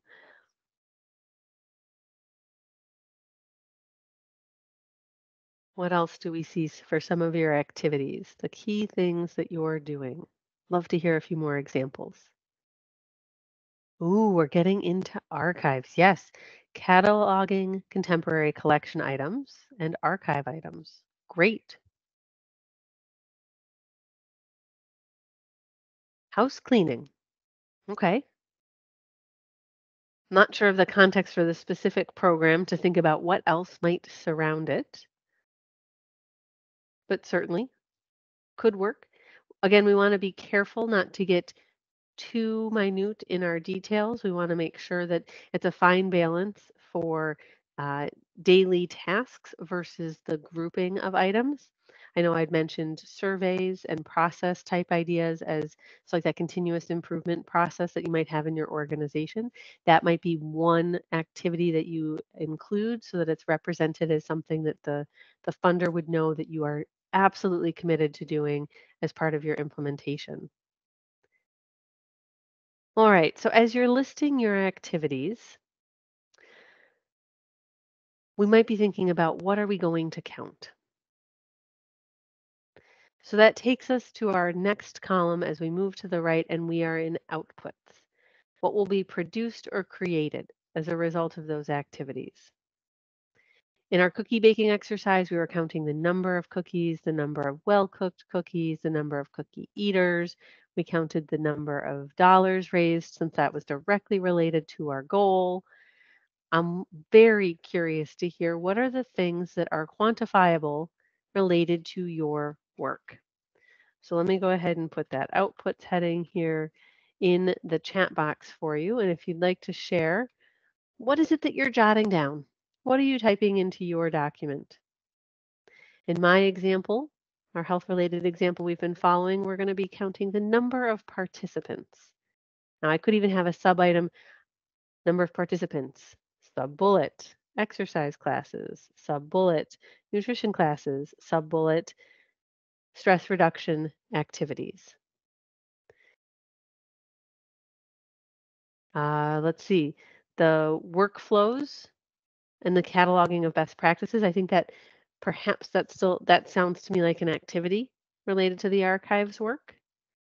I think an output related to the archives work might be the number of items that were cataloged. I would think that would probably be an output that I would expect for your program. Let's see. Oh, okay. I remember. I try so hard, but there's so many of you for me to remember all the program designs. I'm like, oh, Anna, you were diabetes education, right? So the number of people participating in classes, yeah, makes sense.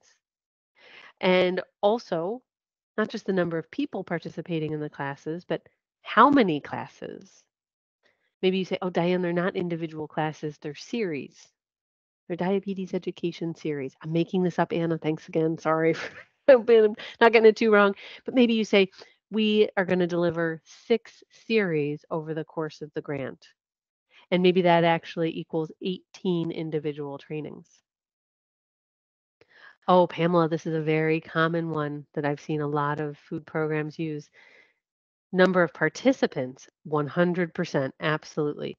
Maybe the number of food bags or the number of dairy boxes or the number of meat boxes, but the total weight of food distributed, usually a very impressive number. Yep, that's great. Um, oh, the number of outreach events. Absolutely, yes. And so then your outreach events, you want to look back in your activity column and make sure that outreach events are one of your key activities.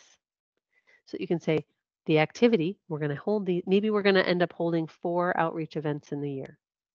So we can see the activities during the year. We're counting and reporting that there were 4 outreach events. Victoria, you might even then project. Let's see, on average, I think based on past experience that we're going to get 20 people per outreach event that we'll talk to. More than just say hi, maybe they'll stop, take a flyer from a table. So maybe we're going to reach 80 community members. That would be something you could put in an output as well. It's not that you are guaranteeing how many people you will reach, but it is based on your expertise, based on your best knowledge. How many do we expect? Similarly, right, Pamela did a great job of laying out the steps here as we're going through the logic model. As Pamela is talking about how many people are going to be served through their food programs, Pamela, do you want to humble brag for a minute? How many people do you think you're going to serve in a year? Do you think it's going to be 25, 250? I don't know, but if you have a sense of how many you think you might serve in a year, I'm giving you this idea that you're putting in like the number hashtag, right? The way we did it in the cookie baking exercise, we just put the number placeholder with our pound sign. But usually we're going to put an actual number in there. So we're going to hold 6 series. We're going to have 1,500 participants. We're going to have the 4 outreach events so that we can tell our grant maker, here's what we anticipate will happen. And then when we are reporting on the funding, we are reporting against that anticipated output. We're reporting against that anticipated metric. All right, fantastic. So now we come to the big question that I said we would address in just a little bit as we got through our template. I was asked early when we started this exercise, how do we decide, how do we define short, intermediate, and long term? And the answer is that you as a team need to agree on what is the parameter. On each of the slides related to outcomes, I'm going to show you what it could be, but it's a pretty broad definition. And so as you get started with your logic model facilitation, you want to agree and document as a team, what period of time are we talking about? So for the first of the 3 outcomes, we're going to talk about short-term outcomes first. So these are anticipated changes. Usually we're talking about changes in awareness, knowledge, skill, or behavior. This is right after the activities have occurred. Now, granted, these outcomes will only transpire, we would only see them occur if we had the resources we've outlined, if the activities we outlined have happened, and therefore if we were able to count the outputs. So we are saying, like the grant maker understands, we can't promise these things unless everything to the left of this has happened. So if we don't have all the staff that we said we need, can't guarantee that we're going to reach these short-term outcomes. But short-term outcomes, we're talking right after. So when we were talking about the cookie baking, I called out that this was in the minutes, the hours, maybe the days and the weeks right after. We want to have shared understanding about what that period of time is. So for sake of example today, for our short-term outcomes, I'd like for you to say, let's call short-term outcomes 4 weeks. So I'll type that into the chat box.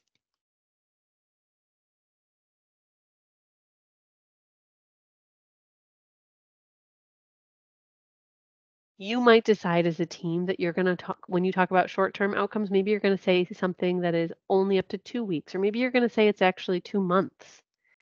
There's a great deal of room for your team to have some interpretation about what short-term outcomes should be based on your own activities and their cadence. For sake of argument today, we're going to say 4 weeks. So 4 weeks after an activity has happened, what would you expect? In my example, I'm saying that I would expect an increase in knowledge about nutrition. Now, one of my favorite phrases, because if I'm reviewing, I might say, how are you going to know? And I might also say, but everybody says they have an increase. What kind of increase? So to maybe say something like 80% of participants will report an increase in knowledge about nutrition. What I've now told the reviewer versus what you see on the screen now, I've embellished it so that I understand what is the expected percent of participants and as indicated by what? It was by a survey, a self-reported survey by the participants for how we knew about that increase in knowledge. Short-term outcome. Yeah, it is, that is true, Pamela. For in your case with your food delivery programs, fewer hungry tribal members. As indicated by what? Is it possible? There are programs, and unfortunately Food programs like yours, a soup kitchen, a food pantry, are often they're kind of poked at sometimes by grant makers because it might be it's a one-time interaction and there might not be anything else that you're going to measure, but you can say at the very least, our short-term outcome is we have X number of people who are no longer as hungry, but it's short term. We can't guarantee what that outcome is going to look like beyond it. And yes, if folks are able, if you're able to give a verbal survey or a written survey as they're there, sometimes people are measuring satisfaction with support or access to other community supports as well. But what we're looking at in short term, what is happening right away? And again, for today's purposes, I'd like you to think about 4 weeks or less. Let's see, I've got, so Victoria's sharing some related to the archives. So an increase in knowledge of the archives versus the library. Sure. As self-reported, perhaps, right? You could have a survey that would let you know that folks have a better understanding. Um, Knowledge of archives, within library staffers. Interesting. So it's not only an external community piece that you're looking at in terms of your outcomes, but even internally within your staff. Sure. Yeah, those are great. If anyone has other examples that they'd like to share now, during the break, or after the break, certainly welcome those in the chat box. We're going to take our break so that you can continue to ponder a bit about outcomes because we still have 3 sections of our logic model to complete. What we're doing is building our blueprint for our narrative. We're building the things we want to talk about in our talking points when we reach out to grant makers. And so you have put a lot of building blocks already in place. We've got a few more to do. So let's make sure that everyone has had the chance for a nice hydration stretch break. I have 3:01 Eastern. That means let's go to 3:06. I'll put that in the chat box as well. We'll see you back in 5 minutes. That was actually, it's like we planned it, Brooke. I think it actually really helps us here as we're talking about our logic model and the fact, right, federally funded means we have to be able to report on our outputs and on our outcomes. See how that all played together? Brooke, it's like we planned it. Well done. Also flagging that at the next break, when we come back, that'll be the time where we'll do the team photo. Anyone in terms of class participants who are willing or want to turn on their camera, we'll do the big group photo at our final break of the day. Don't let me forget. But before we went for break, we're talking about outcomes and how defining the period of time is important for you as a group as you're building your own logic model. And depending on the specific types of project or program that you have, you might make some slightly different choices about what your periods of time for outcome are. Part of why we want to have clear definition of our timeline for those different outcomes portion of the template is that if the grant maker has its own definition of the what does it mean for short term? What does it mean for intermediate? Or maybe they don't have intermediate and they just have short and long term. You want to think about what do I place where within their document or how do I answer their narrative questions if they're giving a slightly different period of time than we're looking at. So our intermediate outcome, this is the second type of outcome. It is still about our anticipated changes in awareness, knowledge, skill, and behavior. This is often something we're talking about then a few months after an activity has taken place.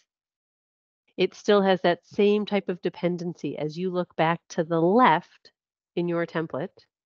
It still has dependency on your resources. It still has dependency on those activities taking place. It still has dependency on the outputs. And it also actually would now have some dependency on what did you achieve in your short-term outcomes. One way to think about this, and this is true for all 3 time periods of our outcomes, I say that things are dependent on activities. I live in far, far upstate New York. It snows a lot here. I know there are many parts of the country where you might say it snows a lot here too. And what's one of the things that happens in communities where it snows a lot? Actually, this is true in any community. Even if it doesn't snow a lot, but it snows once, schools closed for a long period of time. All right, let's talk about it this way instead.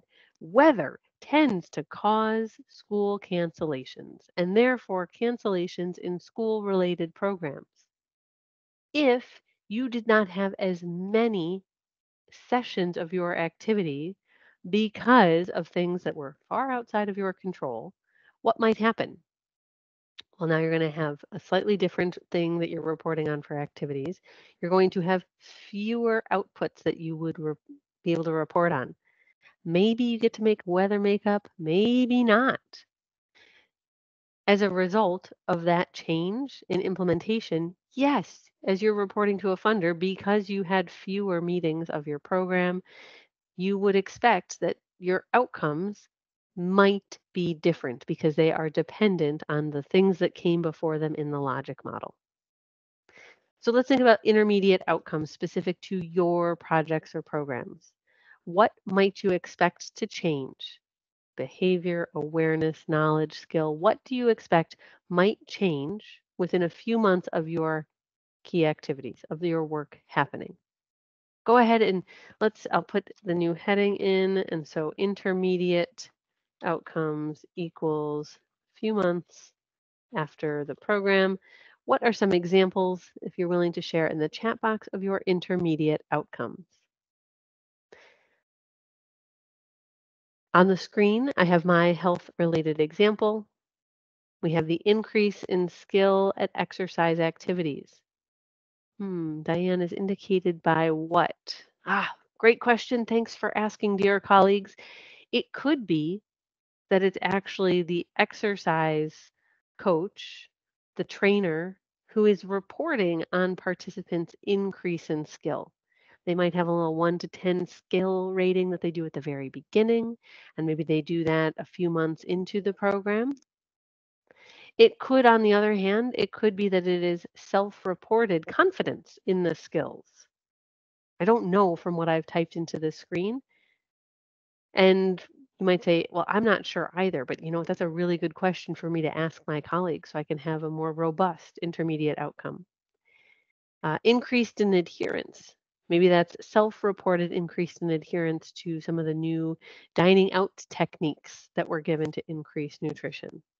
Maybe that's done through a survey, but again, self-reported. So we can add additional details to help give our reviewers as much information and understanding as possible. New staff have been hired. Okay, so if new staff have been hired, that probably means that there were some new funds that were secured. It also means probably that the activities section would have included information related to recruitment and hiring as a process. So if you're expecting as an outcome that you now have onboarded staff, I would expect when I look to the left to see information related to that position for hiring as a process in the activities piece. I think that's related to the archives position. I've seen a fair amount of this lately related to, in particular, a lot of social work, case manager related positions. So as those programs are expanding, same thing actually in behavioral health programs, as there's a need that's expanding, the actual recruitment and hiring is a key activity for your program or project. If it does not happen, you're not going to have qualified applicants in order to continue implementation of the program or project. Let's see, increased knowledge of what healthy food is. Okay, so due in part to the receipt of healthy food from the food pantry, I know of an organization and they are based in Pennsylvania and they are called PA Eats. They are an organization, a standalone nonprofit that provides recipe cards to food pantries around the state of Pennsylvania so that when these healthy foods are provided and folks say, oh, I'm not sure what to do with all this, fill in the blank of what has been provided, there are recipe cards that are available so that it's not just the knowledge of the healthy food, but also here's how to use it. Yeah, and Pamela, PA Eats, actually, I know their executive director, fantastic organization. Feel free to reach out and you can use my name. But that's the sort of thing that you're right. There's the knowledge of what is the healthy food. But then, even though it's a one time interaction, is there any activity you might do or the output, like the provision? How many recipe cards did you give out? And then maybe some folks might reach back out. Gee, do you have any more recipe cards?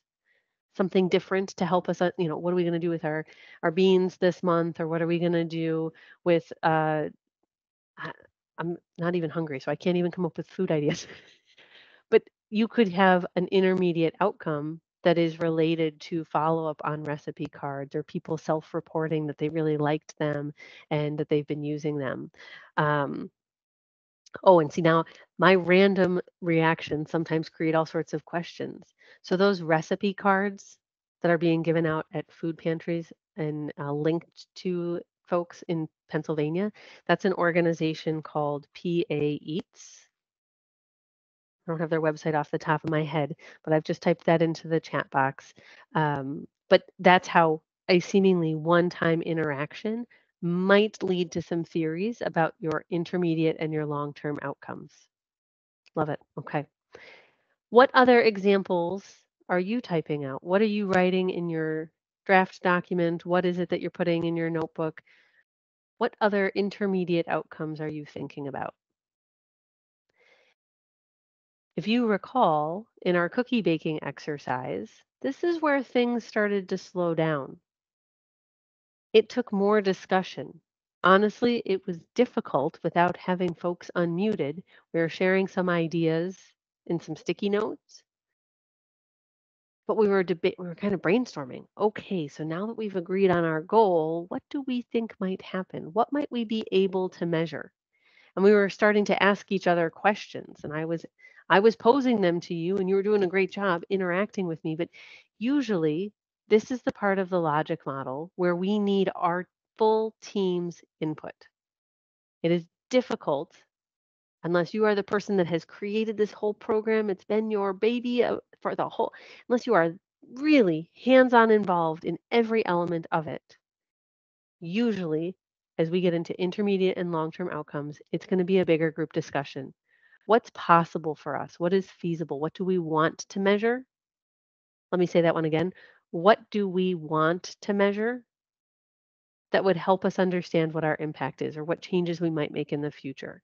Please do not let funders' guidelines define what you put into your intermediate and long-term outcomes. These should be things that you as an organization want. Now, our third section of outcomes, long-term. Same first statement.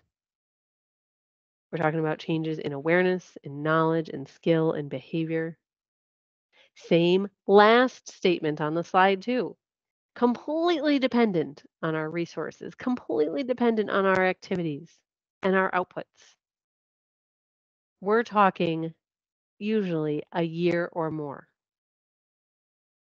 These are often things that are far beyond the grant award period. Most grant award periods are for 12 months. Even when we're talking about a multi-year grant, usually grant makers look at the 12-month period of time. So it's a period of performance within the multi-year grant. Long-term outcomes are outside of that. Most grant makers are not paying for you to track students or to track community members or to track participants in this health program. You may choose to, and you might come up with ways to fund those resources, but most grant maker dollars are done at the time where you might be thinking about measuring long-term outcomes. What might we see? So in my example on the screen, following that health-related program, we might see 12 months in, maybe we've seen an increase in the strength of our program participants. You might say, Diane, couldn't we have seen that in the intermediate outcomes? We might have. Or maybe this is the period of time we thought it would take for the strength to be measurably different. Increase in flexibility, increase in endurance. Again, you might say, but could those have been intermediate? They could have as well. For the same reason, we could actually look back at our intermediate outcomes I'd placed: increase in skill at exercise activities, increase in adherence. Our intermediate outcomes might also be part of our long-term outcomes. We just might have different expectations in terms of the percent that are still adhering to a program. It might be lower because of how much time has passed. How will we track those participants? How will we gain access to them? We may or may not have access. So we want to talk about that cost and that process as an organization before we commit to even the idea of these different further out outcomes. What sort of things are you talking about with long-term outcomes? The things that may go far past a grant award period. Does anyone have any examples? I see that we've got a suggestion here or a comment, and I think it relates to intermediate, I think. Melanie and Angie have shared the increased number of participants. So perhaps there was some additional outreach, some recruitment that took place as an activity. Therefore, we expect that we will have more participants. So maybe it's a 20% increase in participants. And that's one of your intermediate outcomes. Or maybe you were talking about long term and you're saying we will have a 20% increase in participants, or we will double the number of participants that we have. Sure. If that is related to any of your key activities, and if it's important that you're reaching more people in order to achieve your overall impact, thumbs up on that. But if you have any specific examples of long-term outcomes that you'd like to share, something that feels different than maybe what you were writing out in your intermediate outcomes, I would love to hear about them in the chat box. While you're thinking about sharing or taking a moment to type out, because I know those take a second, that brings us to our final column, impact. Impact is your intended change. Guess what? You already know your impact. I want you to look back in your notes to your theory of change. I want you to look at your get, at your results. Now I want you to write that down or type that in with your impact. Let's go back for a moment, shall we? If we go back to my diagram that to me I said looks kind of like maybe some mountains, your get, your results in your 30,000 foot overview for your theory of change should be a great connect the dots moment to your impact. Your short-term, intermediate, and long-term outcomes are moving towards this impact statement, but your theory of change results statement and your impact statement in your logic model should feel like best friends. Maybe exactly the same language, maybe a little different, but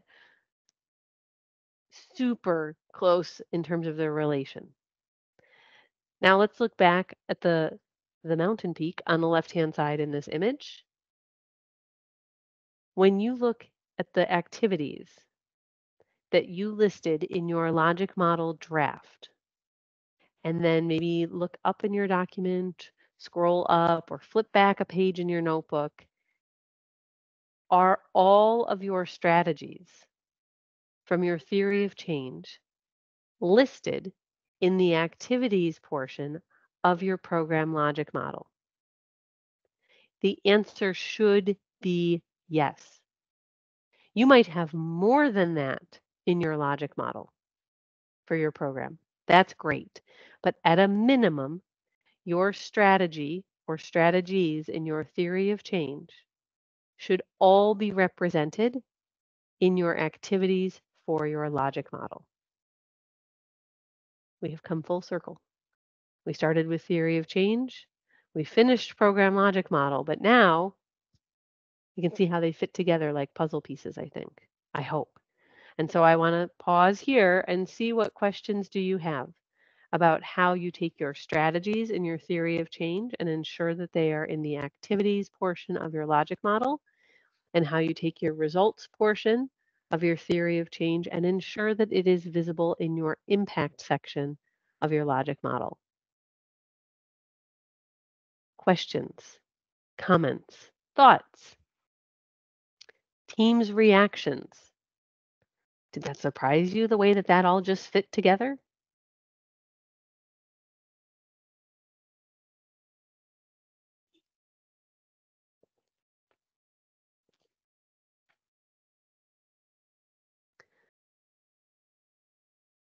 Give you a moment to think about or to type out questions that might have come up. What we end up with is a completed logic model draft.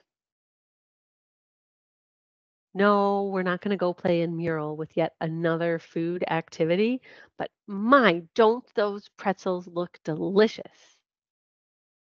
And look at all the different shapes and sizes of those pretzels. Where could Diane be going with this one? Once you have your draft logic model fully completed, here is my full version of what I've laid out in this exercise. Could I add more information? I could. I gave you some of the verbal examples of how I could expand a little here, a little there. But I could take this to my colleagues and say, I think this is our logic model for our program. Can you help me flush it out further? Can we build it? What else do we know? We could work on it together to make it more robust. Or we might say, this is a good start. Let's see what we can do with it.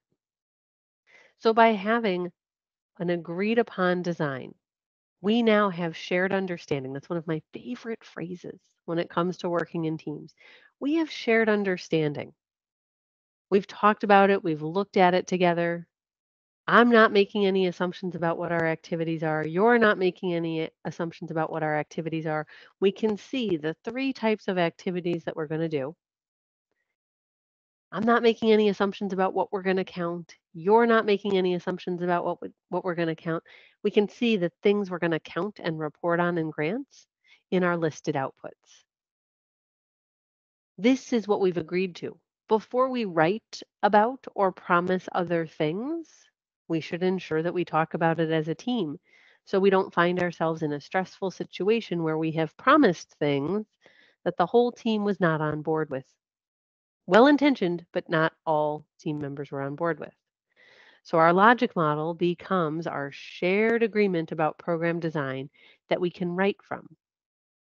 And the reason I showed you the pretzels is because this very super basic little table, right? We've got 7 columns, 2 rows, no fancy formatting, no special colors, no arrows showing us which way to read the diagram, as basic can be. Now we can turn it into a pretzel. Now we can make it so that our logic model fits into whatever logic model the grant maker might present us with. So on the screen, this is a true template that the Office of Adolescent Health had previously released in a grant application. On the screen is a true program logic model template that was required in a HUD program. Let's look back at this one real quick. The situation. Diane, we didn't talk about that. That's the need. Why are we doing this? What's the situation in our community, in our region for why we're doing this? So we'd have to add that part. We don't have that part yet for our pretzel. But inputs. Oh wait, you have your resources. Activities. Check the box. I have that too. Outputs. Yes. Good. This is pretty easy. I'm filling it out. Short-term and interim outcomes. Interim equals intermediate. We're smushing those two columns together. Already have what I need. And then lastly, long-term outcomes. So you had the vast majority, 5/6 of what you needed in this diagram, you already had in hand. So not quite twisted into a pretzel. A little bit of extra information to document. In the HUD example, you're right, this looks pretty different. But what do we see? Let's see, needs. No, didn't have that, just like that other one. Those are pretty different things to add to a template, but we do have our services slash activities. Oh, yes, we do have that. And our measures. Oh, our outputs. Yes, we have our measures and our outcomes. Interesting. It does not call out a period of time. Hmm. I will include my short term and my intermediate at a minimum. Not sure if I'll include my long term. And then evaluation tools. Remember my as indicated by what question? And sometimes that was as self-reported through a survey, right? Maybe as reported in a form or a survey by the fitness instructor I had had in my example where they measured skill at the beginning and at the end. So in completing our outcomes portion, we already know maybe all of the evaluation tools that we're going to use in order to report back on our outcomes. So we have many of our puzzle pieces. Now, you're right. Not all grant makers are going to require a logic model as an attachment. Could you give me a Teams reaction or a Y for yes, N for no in the chat box? How many of you in roughly the last year have had to attach a logic model as part of an application? You could go ahead and let me know. How many of you have had that where you had to attach a logic model as part of an application?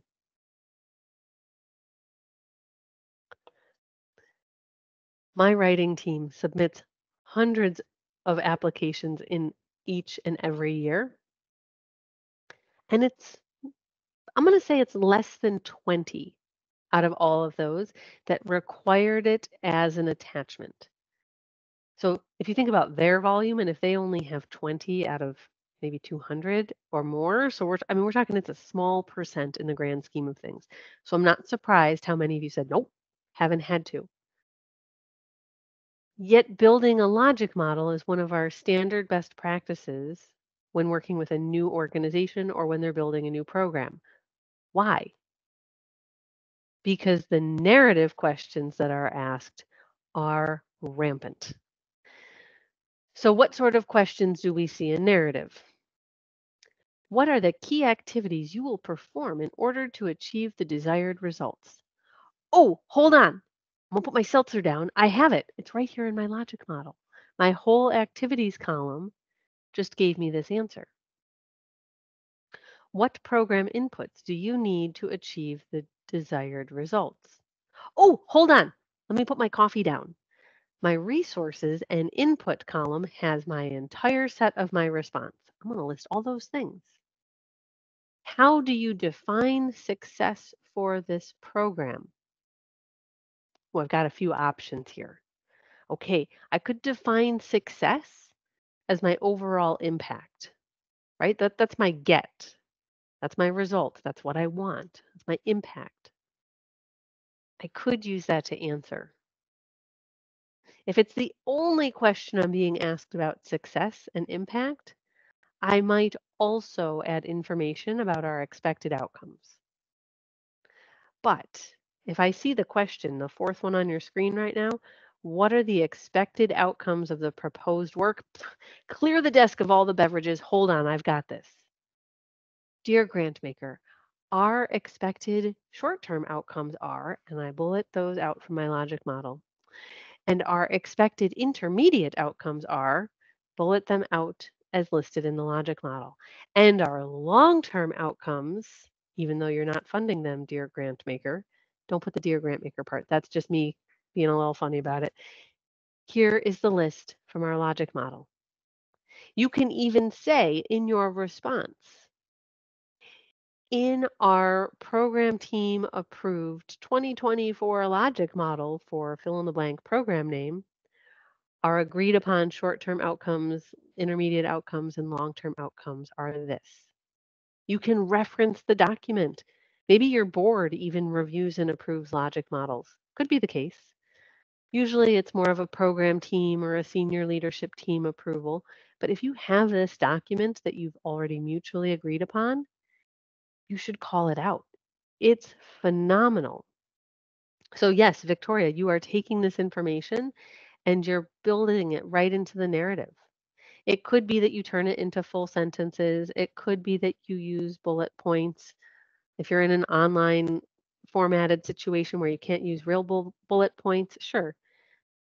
A hyphen, right? The small dash as a fake bullet point works great. So now I have a different question. When I asked about if you have had to upload a logic model, it was a very loud, resounding no. How many of you have had to answer questions like the ones on the screen right now in the last year? Go ahead and let me know if you have seen questions like this.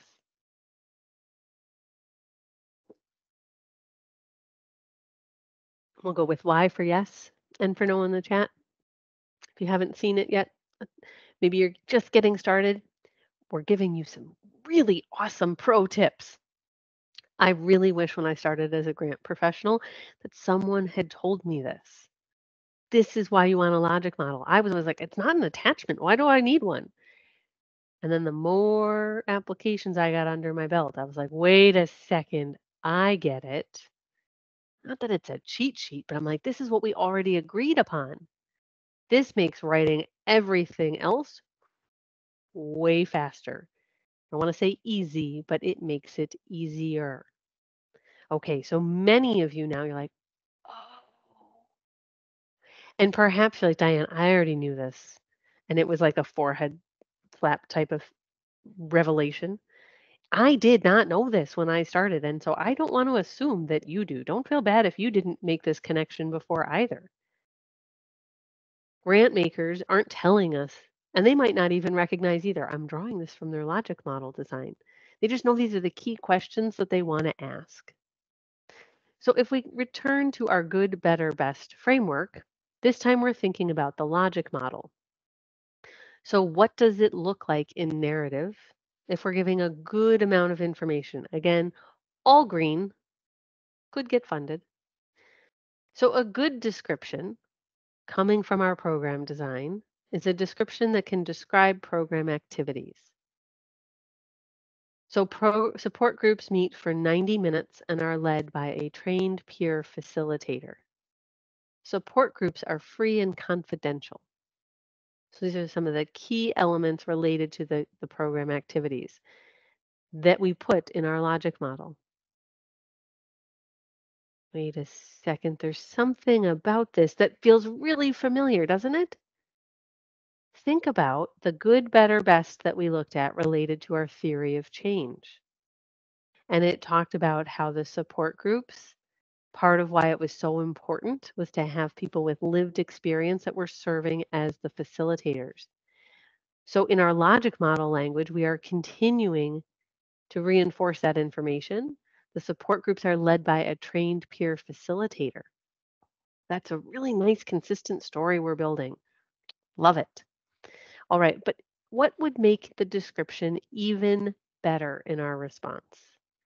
If we can help our grant maker, our funder, understand how the activities will help our clients or help our community members.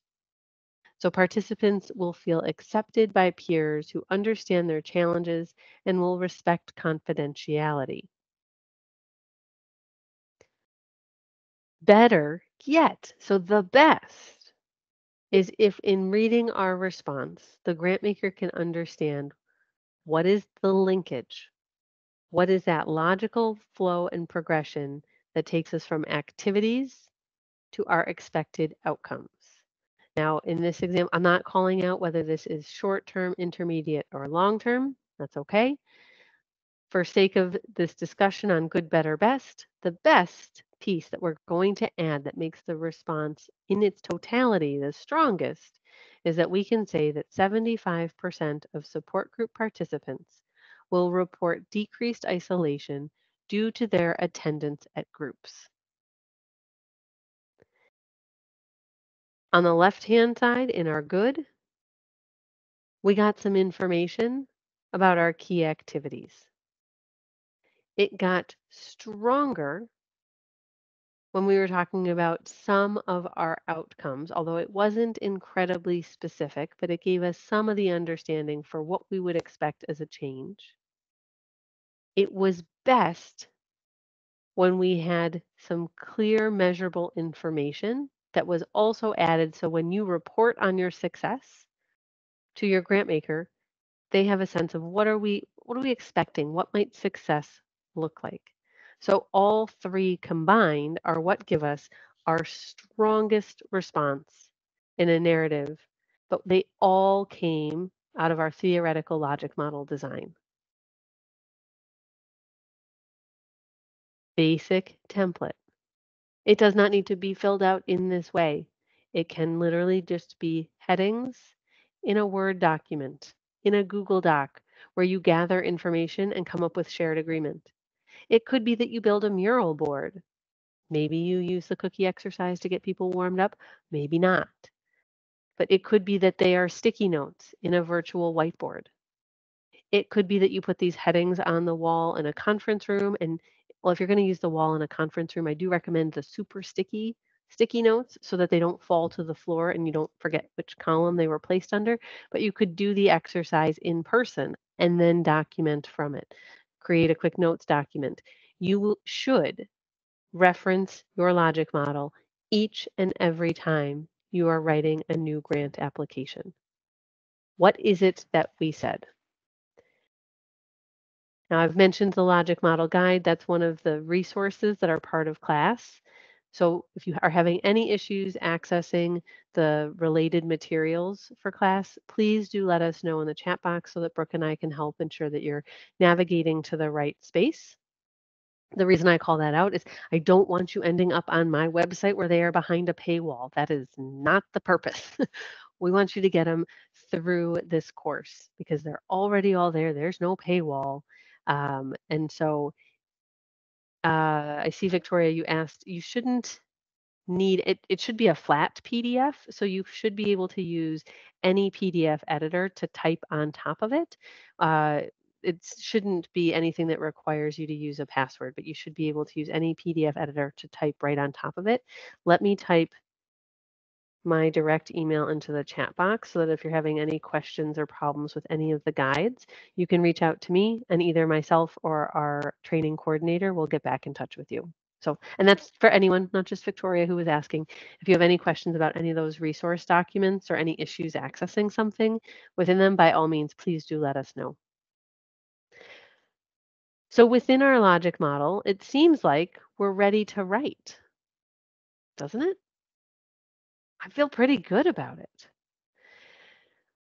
There's one extra thing that many grant makers will ask about, and that is about your past performance. You're asking them for money in the forward, like, I want your money to do things. Dear grant maker, why are you asking me about what happened before? Even if they did not fund you before, some grant makers are asking about your past performance, your past success, so they can understand what is the likelihood of you achieving the success that you're putting forward in your current proposal. So I want to have a quick summary overview with you about what sort of things grant makers are asking about, looking backwards, and why it might be important. So if we're thinking about what we have reported on before, this is only going to make sense if it's a program or project you have done before. So could you let me know, please, when you're thinking about applying for grant funds, how many of you are applying for funds for things that you are already doing something like? It is not brand new. You are doing something related already. Maybe you're expanding it, maybe you're trying to serve more people, but you are doing something like it already. Okay, I see some of you already telling me yes in the chat box. I get it. Sometimes you're like, this is brand new. We've never done anything like it. First time we're ever proposing this type of work. This might not make sense then in your grant application because you wouldn't have anything to report on. But if you're able to talk about what you have done before, dear grant maker, we know in the past 12 months that 100 people attend support groups each week and that there are 11 different groups meeting weekly. We just gave our grant maker a baseline. We already, dear grant maker, can serve 100 people each week. We're proposing, as you can see in our responses about the forward period, we're proposing to increase that to 125 people a week. They're going to feel confident that we didn't pull 125 out of the air. We already have a baseline for our success. If the grant maker saw that 40% of support group participants reported decreased isolation due to their attendance at groups, if we were able to say that that's about industry standard, if not better, we're not alone in achieving these types of numbers. This is something to celebrate and applaud. If they knew our baseline, what have we achieved before? They wouldn't likely question it if we said we were going to say 45%, a small increase. They might have a lot of questions if we went from 40% to 100%. How are you going to do that? How are you going to achieve something that is so different than what others around the country and in other programs are seeing? So you're showing them two things. You're showing them expertise about the appropriate standard for the type of work you're doing and also about your expertise and experience as a group. So please don't feel pressured as you're talking about your past performance to put only the absolute best numbers, the biggest numbers in place. You should put forward the realistic numbers of what you have achieved, especially if they are grounded and verified in terms of what others in this type of work are doing, whatever your type of work is. And then foreshadow and anticipate what do we think we're going to achieve. Base it on that past practice, that past performance, your practiced wisdom. And so if we're talking about what are we really achieving, well, we have proven that we are seeing an improved quality of life for the individuals living with mood disorders that have participated in support group participation. We are already achieving that impact. We want to have you help us with this expansion. We want to have you help us build more support groups, hire more staff so that we can continue to achieve this current impact and actually enhance it, expand it, make it a bigger impact than what we have right now. So you want to use your past performance. These are some of my favorite phrases. Past performance, practiced wisdom. Those are great things to celebrate as part of your expertise as you talk about what you want to measure, what you anticipate measuring with their new funding. Now, look at these steps here. As you're thinking about your logic model, that's what these steps are looking back at. In your logic model template, what outputs do you, okay, not necessarily you by individual name, but you, the grant applicant, which outputs do you want to measure? What are the things you want to count? What are, and I'll group them for sake of timeliness, which short-term, intermediate, and long-term outcomes do you, the organization, want to measure? Please do not start to list things in your logic models or list things in your narrative related to measurements that are the funder telling you you have to, unless you have already talked to other members in your organization and you agree we are willing to, and we will turn it into a we want to. You do not have to say yes. I do not want you turning yourself as an organization into a pretzel in order to secure grant funding.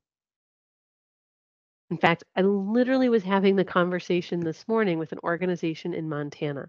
They're an international organization doing some fantastic work, and they were talking about feeling pressured as they were looking at some new funders to change what sort of things they use to define and measure their impact.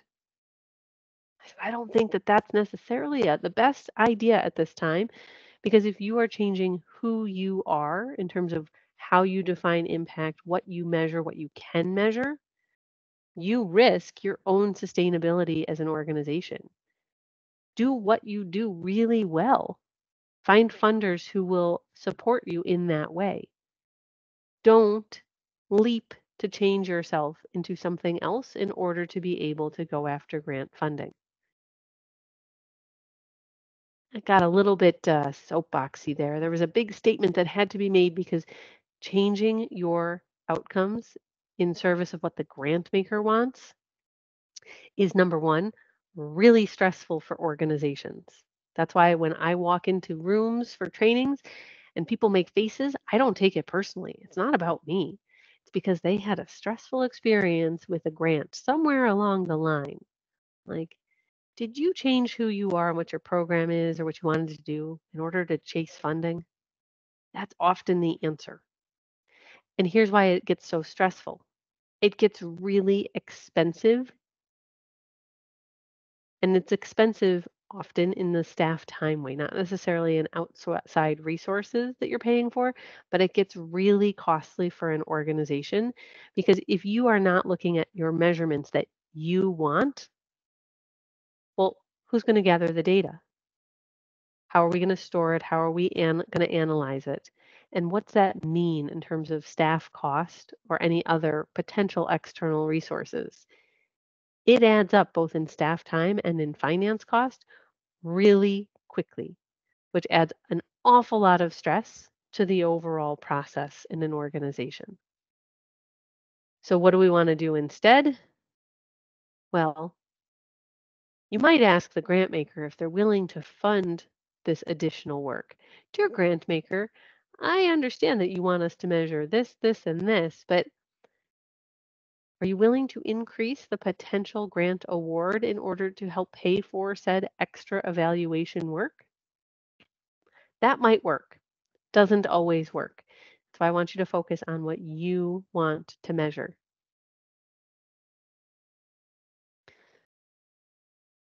So what is it that we're focused on?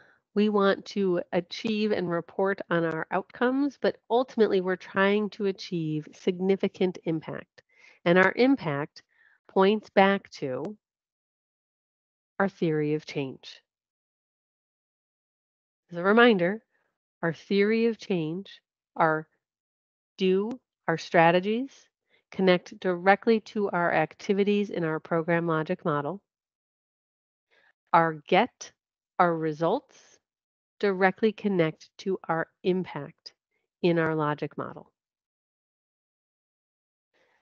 I like this chart as an additional way to help you brainstorm. Most organizations feel pretty comfortable with resources, with activities, and with outputs. That is where there can be developed a good comfort level in organizations. Where many will struggle is coming up with the short-term, intermediate, and long-term outcomes, as well as defining their impact. So if you want to refer back to this chart as a way to facilitate and ask questions, dear colleagues, as we're looking at our logic model and getting ready to write this very big grant application, or as we're getting ready to write 6 applications this year for this specific program, could we talk about what our outcomes would be? Does anyone have any skills, awareness, knowledge that they expect might change as a result of this program? Does anyone have any ideas on the different health conditions that might change as a result of this program?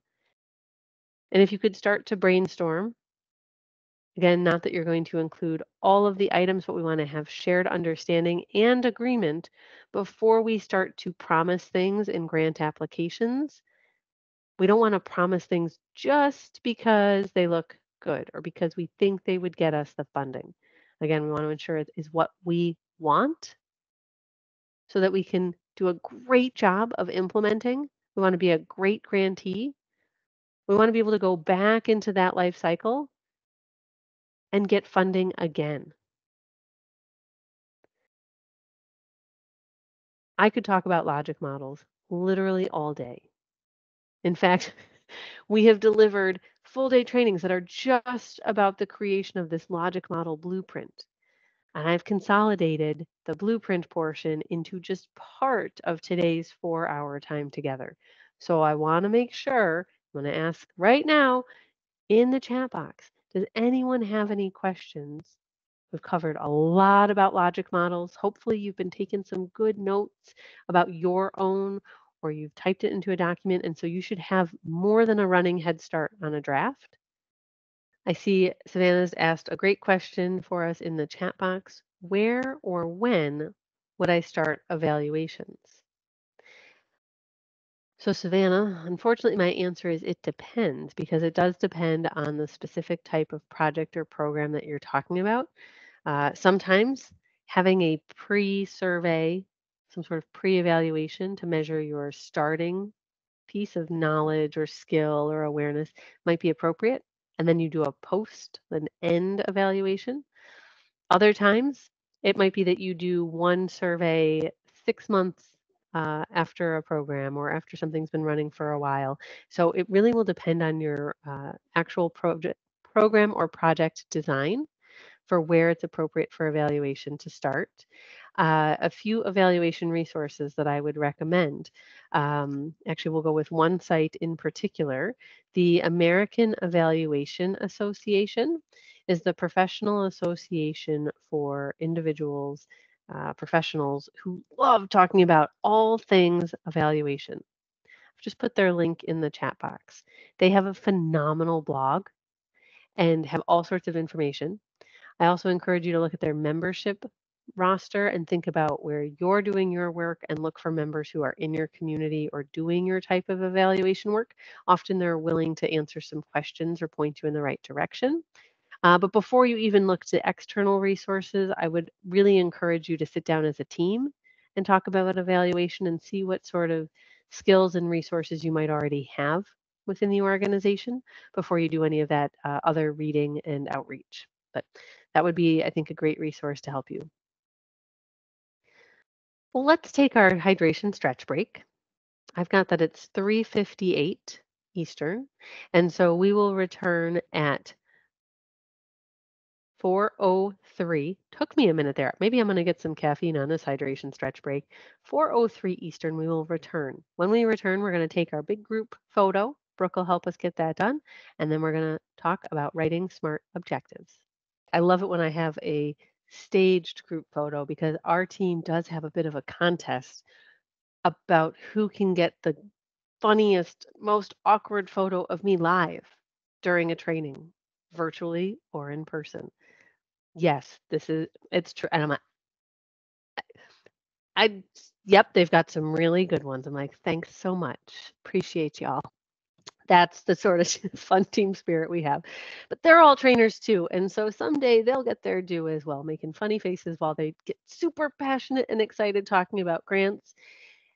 And so we're going to wrap up our time together for today by talking about SMART objectives and maybe even getting into some work plans. When we talk about SMART objectives, we are really looking for the ability to give our grant makers deeper understanding about our work. If they asked for a logic model upload, they'd have only a very high level overview. Our theory of change was our 30,000 foot overview. Our logic model is our 10,000 foot overview. We need to give them some more detail. We need them to feel like they've got their feet firmly planted on the ground in terms of their understanding so that they want to say yes and write a grant check for us. For us to write a SMART objective, we need to first understand our goal or our goals, plural. This is sort of like the logic model cookie baking exercise. I said, wait a second, without our goal, it's going to be really hard for us to talk about our outputs, for us to talk about our outcomes. The same is true as it relates to our objectives. Without understanding our broad goal, it's going to be incredibly difficult for us to write SMART objectives. To help ensure that we have shared understanding, I know I do. I use, like, we could take a little tally. How many times did I say shared understanding in today's training? Probably at least 6 or 7 so far. Maybe we're getting close to 10 though. Hope nobody was counting. But I want us to agree on what is the definition for a goal, and then we're going to look at what is a definition for an objective. And the reason that I want us to make sure we're clear is that occasionally grant makers use slightly different language. I want us to have our base understanding set. So our goal, it's the overarching principle that's going to guide the decision making related to the project or program. That means it is broad, it is abstract, it is not tangible, it is intangible. It's our general statement of our intentions. What is it that we want to achieve? We are lacking specificity. On the other hand, our objectives, we're going to start to be more precise. We're going to give some concrete specifics. We're going to be tangible in nature. If we were thinking about our dartboard, or maybe if you were doing archery, we want to get right to the center. We want to get right to that bullseye in terms of our objectives. The target itself, that's the big, broad definition of what we're doing. That's our big, broad goal. Our objectives are going to help give that very fine point of understanding to our grant maker. So concrete, tangible, we're focused on specifics. Now, a common question is if we're talking about the difference, looking back at our outputs in our logic model and our outcomes, we looked at how outputs, those are the quantifiable things that we're going to count. The number of people, the number of classes, the pounds of food that were provided. Our outcomes, we defined each and every time, short term, intermediate, and long term. They always talked about our anticipated changes in awareness or knowledge, skill, behavior. So that was consistent across all of our outcomes. But now we're adding a layer of complexity, we're adding a layer of detail, and we're going to talk about SMART objectives. So grant makers will ask you, what are your anticipated outputs? You want to know what you're going to count. They want to know, what are your outcomes? So they're saying, what are you going to achieve? That change. Our objectives are telling the grant makers the specificity of what we're going to implement. And they should be SMART. This is not me trying to say, no, it's not about me being smart or being a smarty pants. What we're really thinking about are 5 elements. And the reason I make the smarty pants kind of like joke about it is we're actually going to talk about smarty objectives in a minute. There's an I and an E that can now go with this idea, but SMART is our starting point. So SMART, specific, measurable, achievable, relevant, and time bound. 5 elements that we want to have in every objective statement. I have yet to find someone on my team, in my colleagues, in my network, where they say, this is the way I have always written since I started writing as a wee one. No, this is not our natural style of writing. This is something that takes practice, a lot of practice. I would love to ask you to return to the chat box and let me know your comfort level with writing SMART objectives. 1, super excited to learn today. 10, I love writing SMART objectives. I have practiced and practiced and practiced, and I now love it. And anything in between is open to you as well. So if you are willing to share that in the chat box, please, that would be really helpful. This particular slide, which is part of then your handouts for the course, this might be a nice one that you have as a reference. Or if you haven't already, if you want to grab a screenshot of what's up there right now, put it on your phone, whatever's most meaningful for you. But I like the additional information that's available to us here under SMART as a quick reference guide. Oh, fantastic. I see we've got a really wide range of experience in the room, but oh yeah. So especially with the clinical background, Denise, yeah, I'm not surprised, right? SMART objectives make a lot of sense. And so please feel free for those of you that are very comfortable in this space, if you want to chime in or add some information, especially as we get into the exercise portion of the activity, please, would love to have your contribution. Now, funders have really been pushing on SMART objectives. I lost track of how many funders, maybe it started, I'd say, early 2010s. We're offering a lot of webinars and workshops. Maybe it wasn't webinars so much then, but maybe it was always in-person workshops talking about SMART objectives and the amount of accountability that they were looking for from grantees.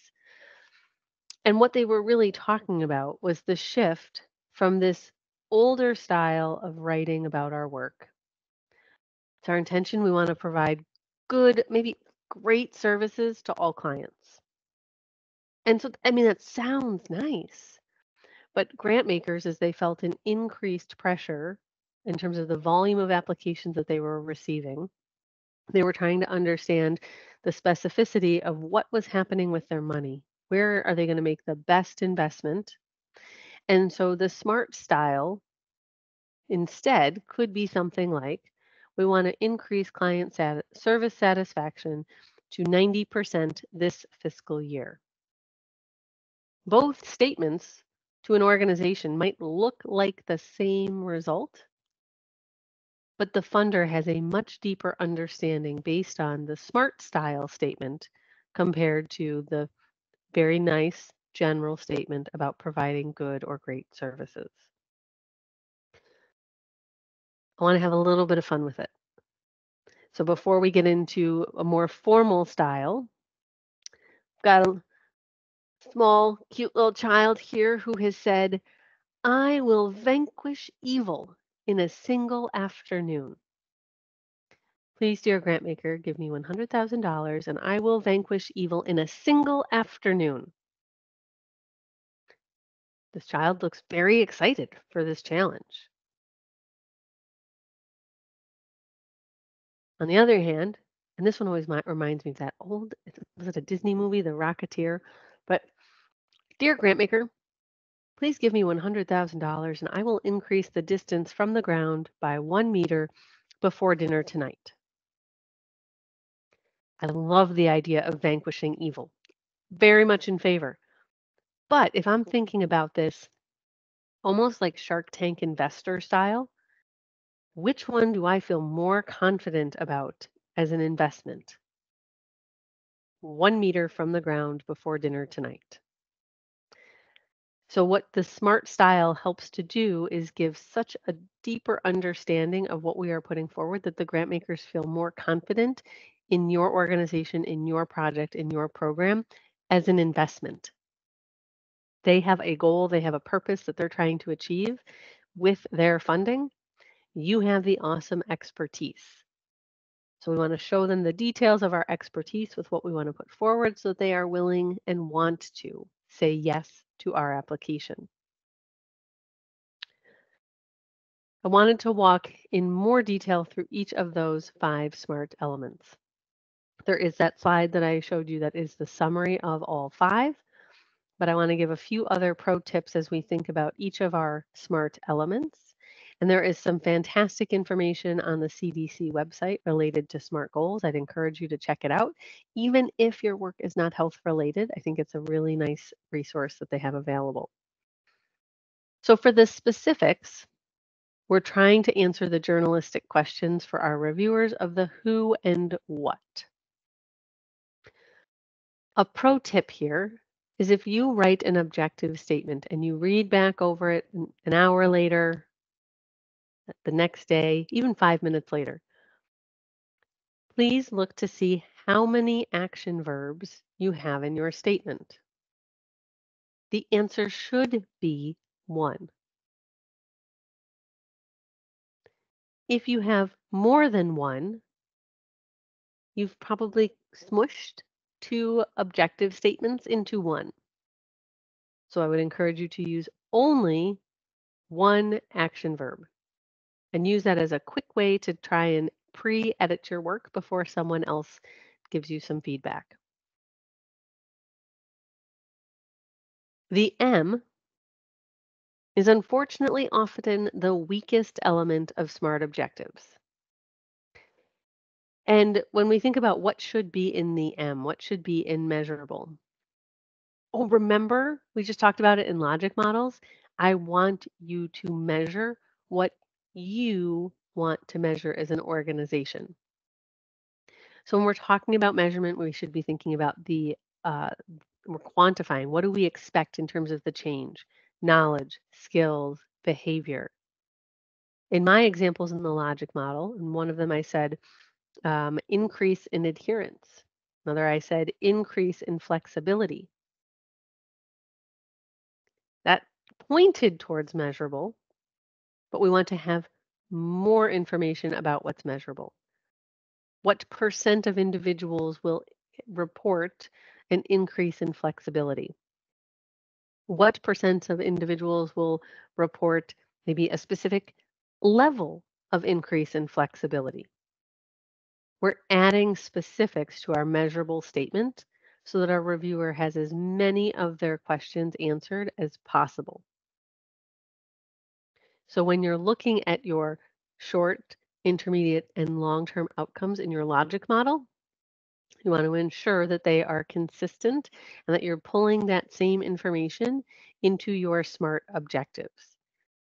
We don't want to talk about outcomes that are going to achieve 90% of something and then come into our SMART objectives and talk about achieving 80% of something. They should be consistent, uh, especially if we are uploading that logic model document or if we answered a narrative question related to outcomes straight from our logic model. So we want to ensure that those percentages we might put forward related to our unique measurements and changes should be consistent. Our A in SMART, you might see it listed as achievable, you might see it listed as attainable. When we are looking at what is attainable, this is passing judgment on the objective as it relates to the period of time that's covered and, quite frankly, the budget, so the available resources. We don't want to overstate what we could achieve in this grant period of performance. So we're going to look at what do we have for a timeline? What do we have in terms of budget? That helps a grant maker to pass judgment about whether or not this seems like it could be attainable. Relevant, what is the SMART objective and how does it connect to our big, broad goal? If you think about the bullseye analogy, the objective image that I showed put those darts right in the center. They were still on the board that was related to the whole goal. We need our objectives to clearly relate to the goal that the funder has read about for your project or your program. You don't want extraneous objectives that are not going to help the organization achieve the goal.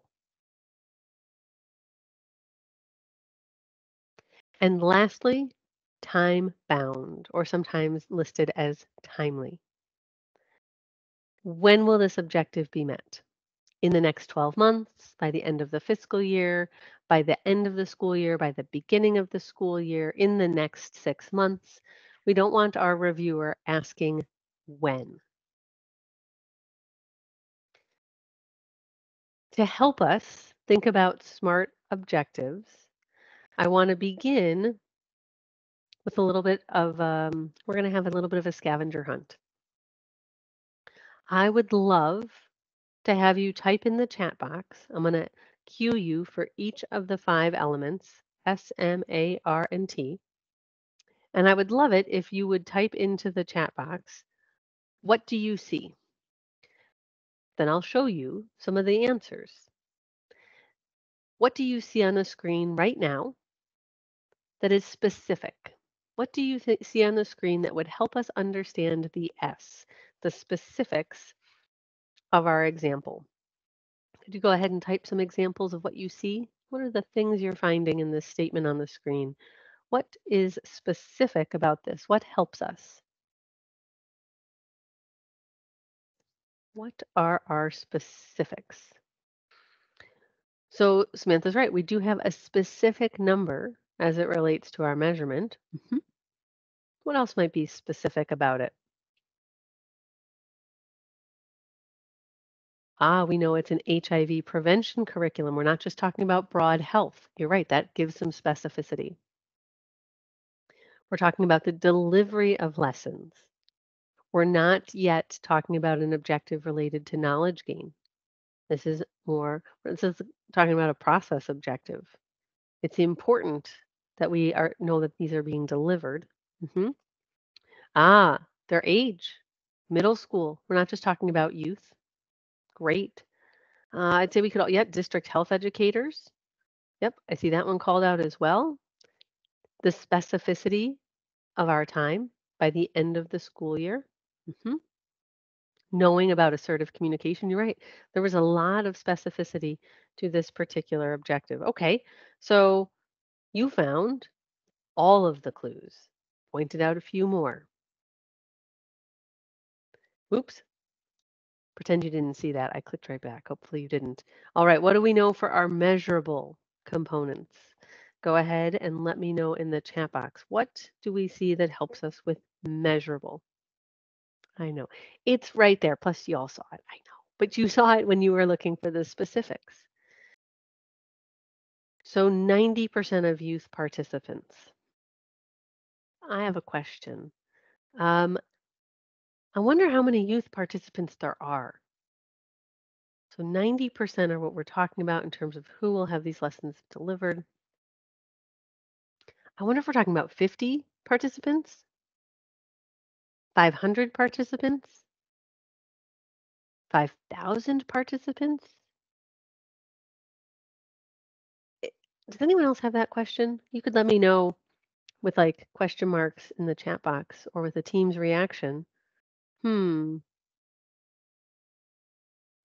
I do wonder what is the baseline? And especially if I was a reviewer on a proposal, maybe I'm in a urban area and I've not seen like this might be a rural community.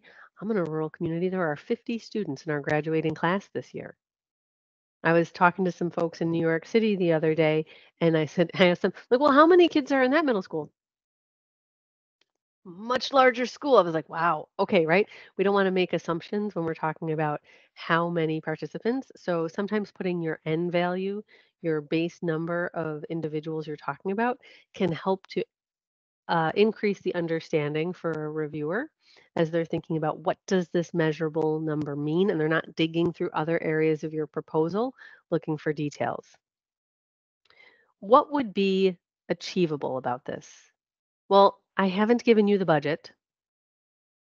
And we don't know the actual grant award period. So there could be some elements, but it's difficult without seeing the whole thing for us to understand what could be achievable.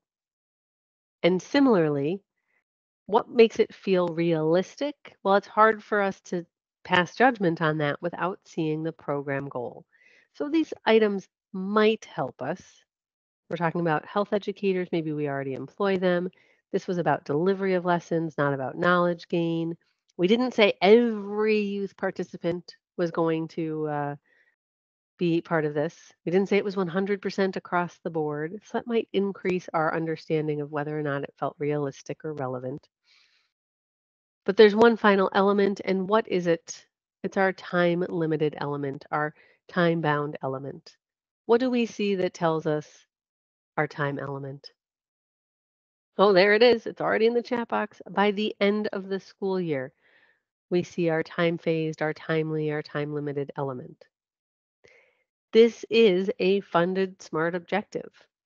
Could we wordsmith? Sure, but you can only see this baby little box compared to the whole application. So you didn't have everything you would need as a reviewer in order to judge whether or not it was truly the smartest objective it could be. What I'd like to do is then give you a slightly different scenario. It was difficult to judge the true smartness of that objective without a program goal. So I thought, okay, right, next idea. Let's show you a program goal. We don't have time to read a whole proposal. Let's just read the goal. To increase family caregivers' understanding of how to manage difficult behaviors in those with Alzheimer's disease so they can remain in their home environment instead of long-term care. Okay, broad, a little abstract, a little intangible. Our original objective for sake of discussion. 90% of family caregivers of those with Alzheimer's disease will participate in our education workshops. I would ask you to please put on your grant maker hat or to step into your grant maker shoes, whether you've served as one before or not. And please let me know in the chat box, what questions would you have? Or maybe you want to tell me what is missing. Maybe you want to type in, is SMAR or T missing from this objective? What questions do you have or what might be missing? I know we're Monday quarterbacking. Feels a little sometimes to critique what may have been written. Don't worry, this is a fake example of something that was funded. We've ripped it back so that it was something not smart to help us. Tina wants to know the time frame when it will be completed. Oh, a number of you want to know how many people with Alzheimer's are we talking about? Good, good. Other questions? What questions would you have about this objective? The fact that you have questions might very well mean that you are not willing to advocate for this proposal to be funded. Oh, how are we going to measure this? This is truly it's just participation, or is there something that we're going to measure in terms of a change? Kevin, how many workshops? Sure. Yep, unclear. Is it 10? Is it 2? Is it a series? Are we delivering an evidence-based workshop series? Is it of our own design? What kind of workshop is it? Oh, yeah. We've got some questions. I don't think anybody was ready to open their checkbook quite yet. The time element, not present. The specificity and the measurable component, weak. And because they're weak, it's really hard for us to say that, yes, this had the A and the R present. We could see the goal and the relevance, we weren't sure because we weren't 100% sure about our measurable outcome, what we were going to achieve there. And because we didn't know how many people are we talking about and how many workshops, even if I had given you the budget number, you didn't have enough information to make an educated decision about it. So instead, let's check out, I'm going to call it a smarter objective. Is there room for wordsmithing? Always, always, always. But for sake of discussion today, let's look at this smarter objective.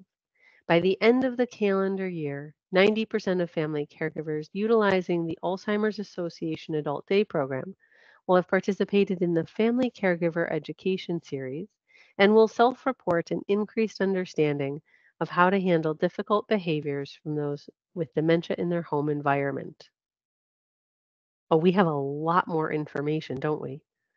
We know that it's from an adult day program. Mm.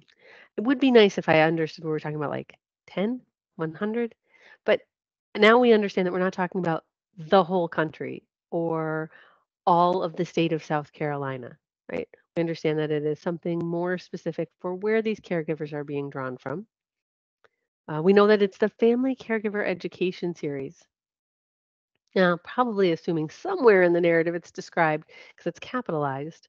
So, what is this series? Where did it come from?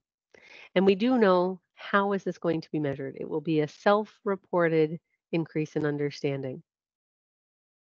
So perhaps there was a pre and a post test for that self-report, or maybe it's after the fact single survey, but it's going to be based on the caregivers themselves reporting the change. Okay, so we got a little bit closer to having a more deeper understanding, having a fully smart objective. Optional homework. One of the things that we recommend is that as a team, you draft your SMART objectives for projects or programs that you know are going to happen. Draft them before you are under the pressure of a deadline. If, just like with that logic model, if you can draft it and have some shared understanding and shared agreement, then you can write from it and it will go faster and be smoother for everyone involved. If, similarly, you can draft your base objectives related to a project or program that you know you're going to be seeking grant funding for.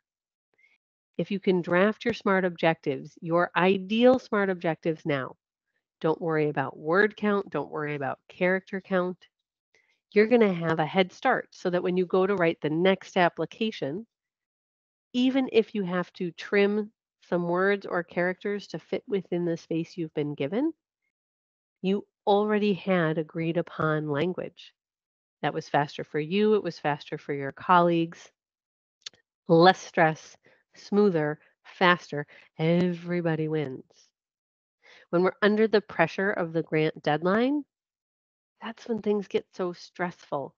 And we might not have the full attention of our colleagues who we need to have provide meaningful information for us in our SMART objectives. You're doing a really nice job in the chat box, serving as reviewers, using those SMART objective muscles. So let's try another one, shall we?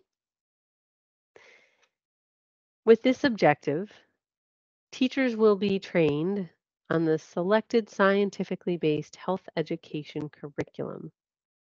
Oh, I know, I didn't give you a goal on this one either, so it's going to be very difficult for you to assess if it is relevant and if it is realistic, related back to that goal. But for what we could see on the screen with this objective, what is missing? SMART. Go ahead and let me know in the chat box. Or what questions would you have if you were the reviewer? What is the selected curriculum? Not sure. Definitely not sure. Jessica also is saying the T is missing. We're not just missing some specifics. Jessica also suggests that we're missing the measurable component. What other questions might you have as a reviewer?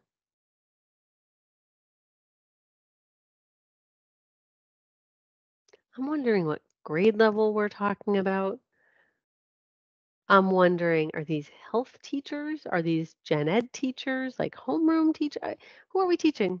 Or not who are we teaching, but which teachers are going to be trained in this curriculum? Now, how many teachers? Yeah, very vague. Like I wanna support this. This sounds like a good thing. It's sort of like if we go back to those pictures of those two kiddos, you wanted to support that young child who was talking about vanquishing evil in a single afternoon. Gosh, that sounds great. I think we need this. Like, I think we need this as I look at this objective, but It does not have the specificity like 1 meter off the ground before dinner time. We need more. So you're right. Not enough specifics, missing our measurable, not time phase. In our objective, we want to maybe add some things like by year 2 of the project. So we're not calling out something that is calendar specific. Maybe we're not sure when the grant award period will actually begin. So instead, we're giving something that is tied to the start of the grant award period. That could be okay. LEA staff will have trained 75% of health education teachers in the school district on the selected scientifically based health education curriculum. We're closer. We still don't know what age are we talking about. We don't know 75% of how many of our teachers. 75% of 4 teachers means we trained 3 of our 4. Is that something that we're excited about? Why aren't we training all 4? Still got questions. Drafting together, having fresh eyes look at your work is a great way to ensure that your objectives are as smart as possible. But there's something else that happens. When we start to lay out some structure for what we think it will look like, what we're able to do then is to ask our colleagues, is this right? What else do we know? And so we can give some structure. I don't have a time period. I don't know how many teachers are our baseline. I don't know which curriculum. So we can build out as much as we know and then put some maybe blanks with specific comments instead of saying, dear colleagues, how do you feel about this objective? And they might say, oh yeah, I feel great about it. So how can we build structure for where we know we might still have questions, but maybe not have the answers? You might say, I don't know how many health education teachers there are in the district. I don't know what health education curriculum they're talking about right now. So instead of building, this looks polished and clean. And so what we've seen many colleagues do is leave blanks, placeholders, um, the pound sign, put comments in, highlight the spot so that people can react and give the specifics that they know to help flush out the objective. As the person who's leading the writing of the grant, please don't feel pressure that you have to have all the information to fully draft the objective. Usually, our base knowledge as the person writing the grant gives the framing and the structure, and we want to just make it very clear, where am I looking, point to it in your document, where am I looking for additional information to help make this objective smarter?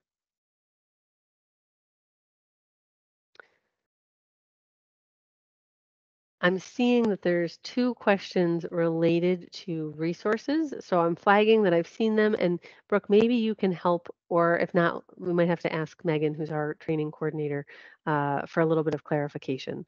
But maybe Brooke, if you can help me with those 2. What I'd love to do is give you a few SMART objectives on the screen to tell me, what do you like? So what I would love to see is of these 5, we're going to do it as a polling, well, it's not a polling question. We're going to do voting in the chat box. Which of these 5 is your favorite? Which do you think is the smartest? I'd love to let you read these 5. They're numbered. So please, in the chat box, share with me then, which of these 5 do you think is the smartest?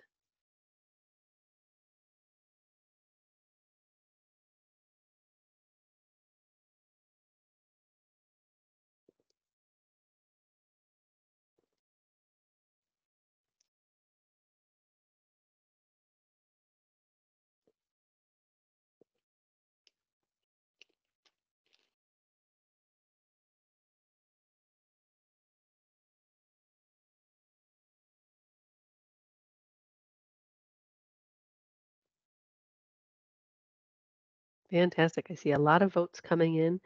So of the 5 that you see on the screen, which one do you think is the smartest? Now, this exercise is in a vacuum because what don't you see? You don't see the goal and you don't see the budget. I see that some of you selected 2. I see that many of you are split between 4 and 5. I'm good with all those answers. What does this highlight? Why was it important that I ask you this question and that you in the group, in a public way in the chat, had to say which one did you think was smartest? Each reviewer is different. That's what this highlights for us. Each reviewer sees what we write in a slightly different way, has different experience, has a different dangerous level of knowledge related to the work that they're reading about, and therefore might have different understanding or assumptions about the work that was written. So, what I encourage you to do again is to practice.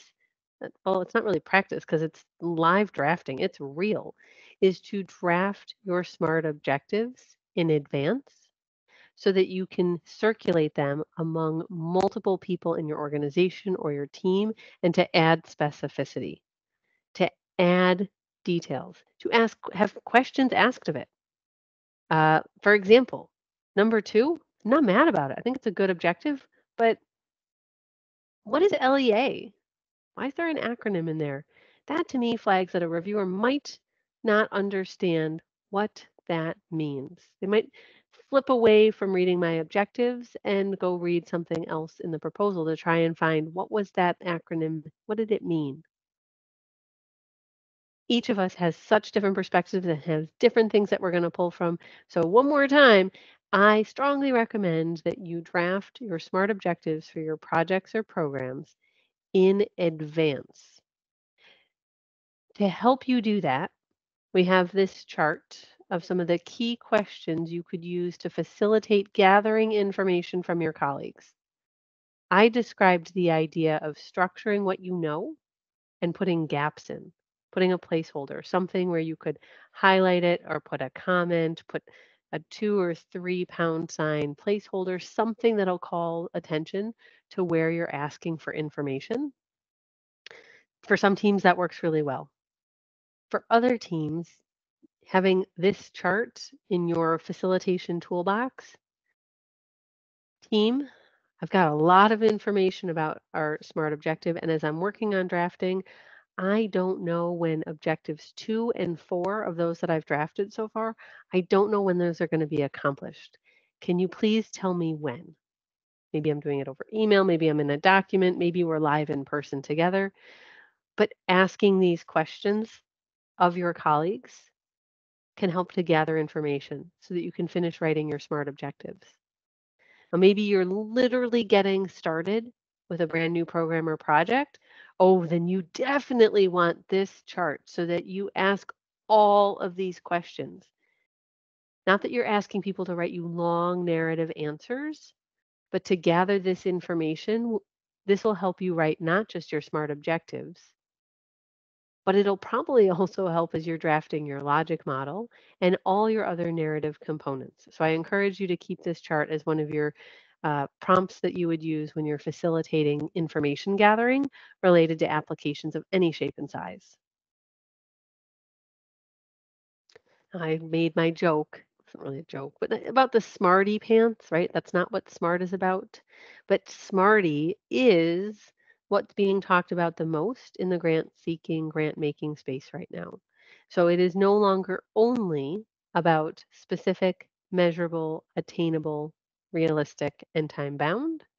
But now grant makers are starting to also include inclusive and equitable in terms of their expectations for Smarty goals and objectives. And so I would encourage you to think about what does that sound like? What does that look like in your organization?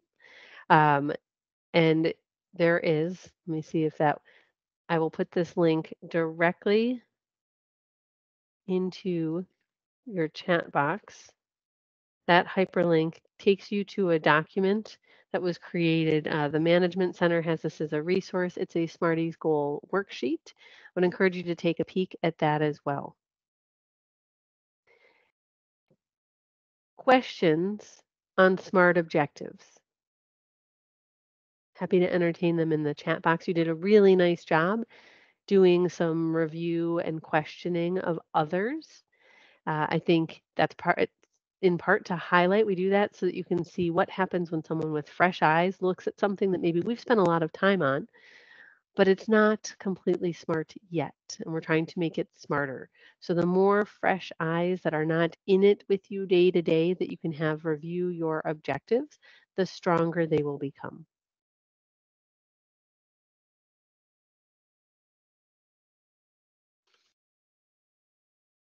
All right, I'm peeking around just looking to see if there were any questions related to SMART objectives.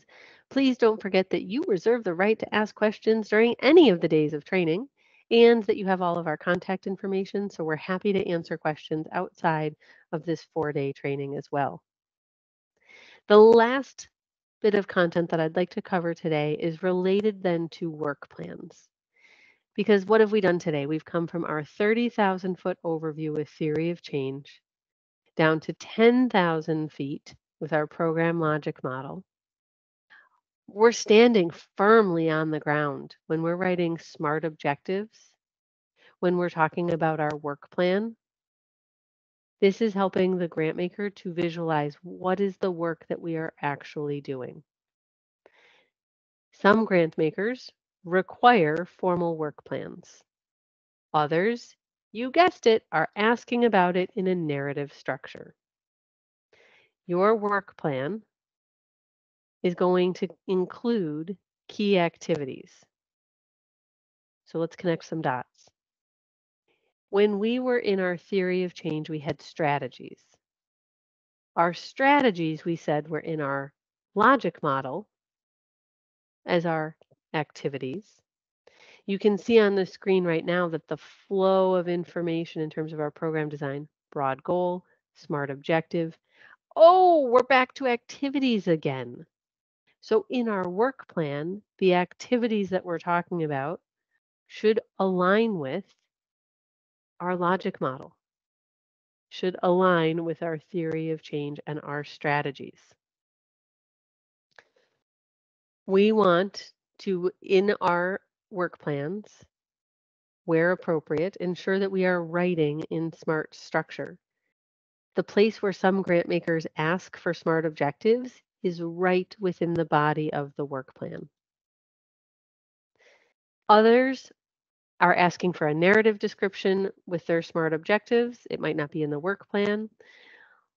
Regardless of where the SMART objective lives in the application structure, your key activities, just like in the logic model, the key activities in your work plan are not a listing of every single task that it's going to take to implement the work. They're usually groupings. We don't have unlimited space.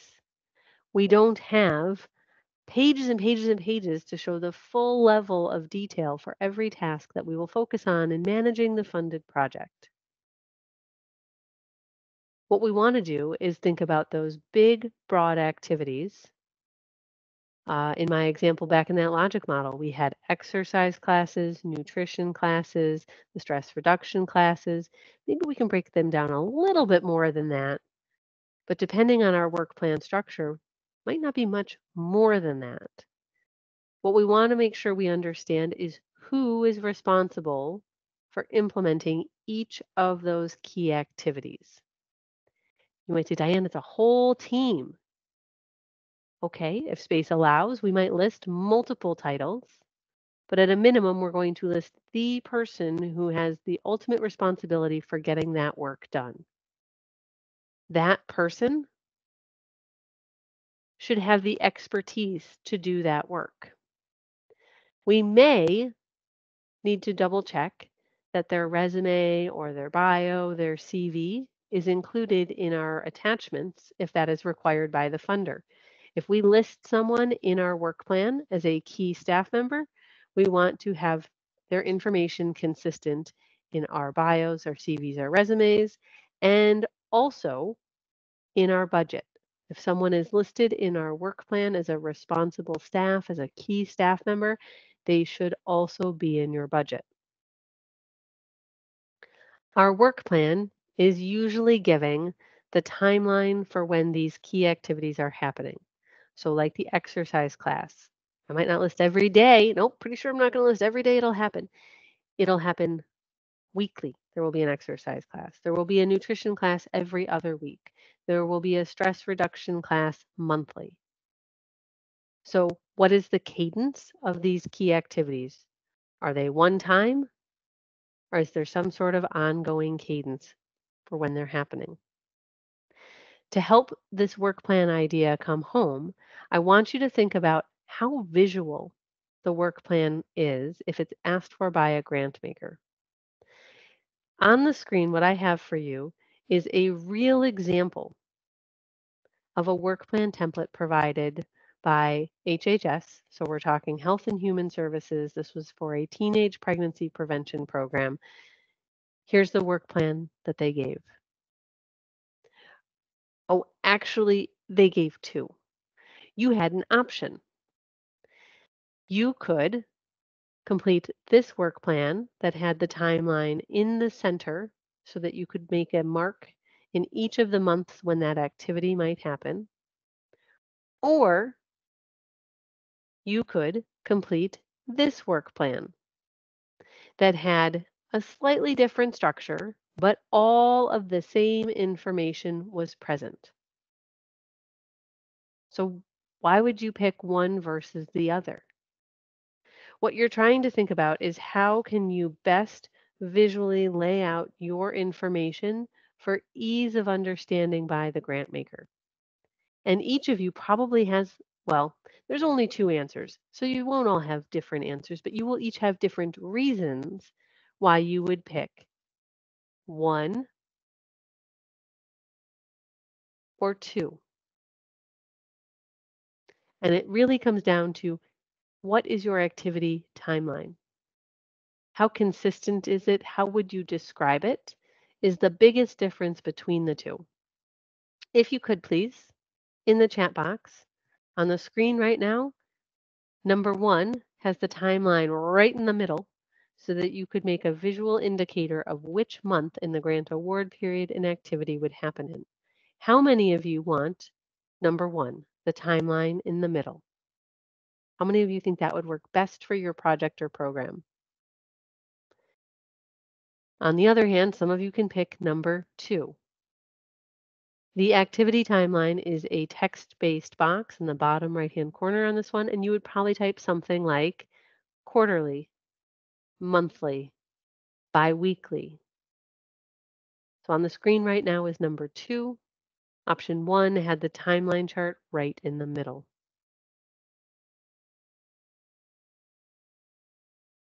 I see we're split. We've got answers for both.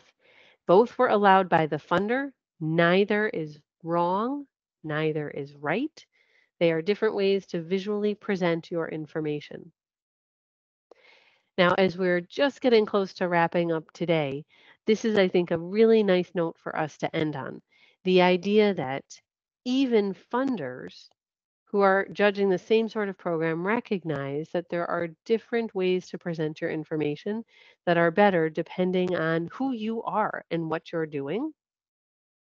You want to think about what is best for how you convey your very complex information to your grant maker. And that's going to start to carry us through because tomorrow we're going to continue our conversation about writing. It's about customizing to a grant maker. You're not changing what your theory of change is.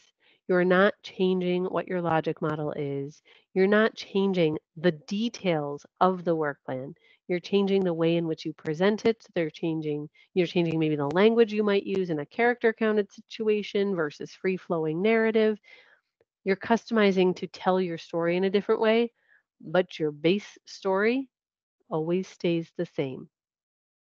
Even if we're trying to make a choice about which work plan is best, we're thinking about which one helps us tell our story in the best way. I would love to entertain any final questions you might have today. You've done a great job asking as we go along. I also want to point out that Brooke has just put the link to a survey in the chat box. Your feedback is really helpful for us. I'm always even chatting with Brooke and the team about any minor nuances or tweaks we might make from one day to the next. So if you could take a moment to complete that, I'd be really grateful. And I'll stick around here to see if you have any questions that pop up.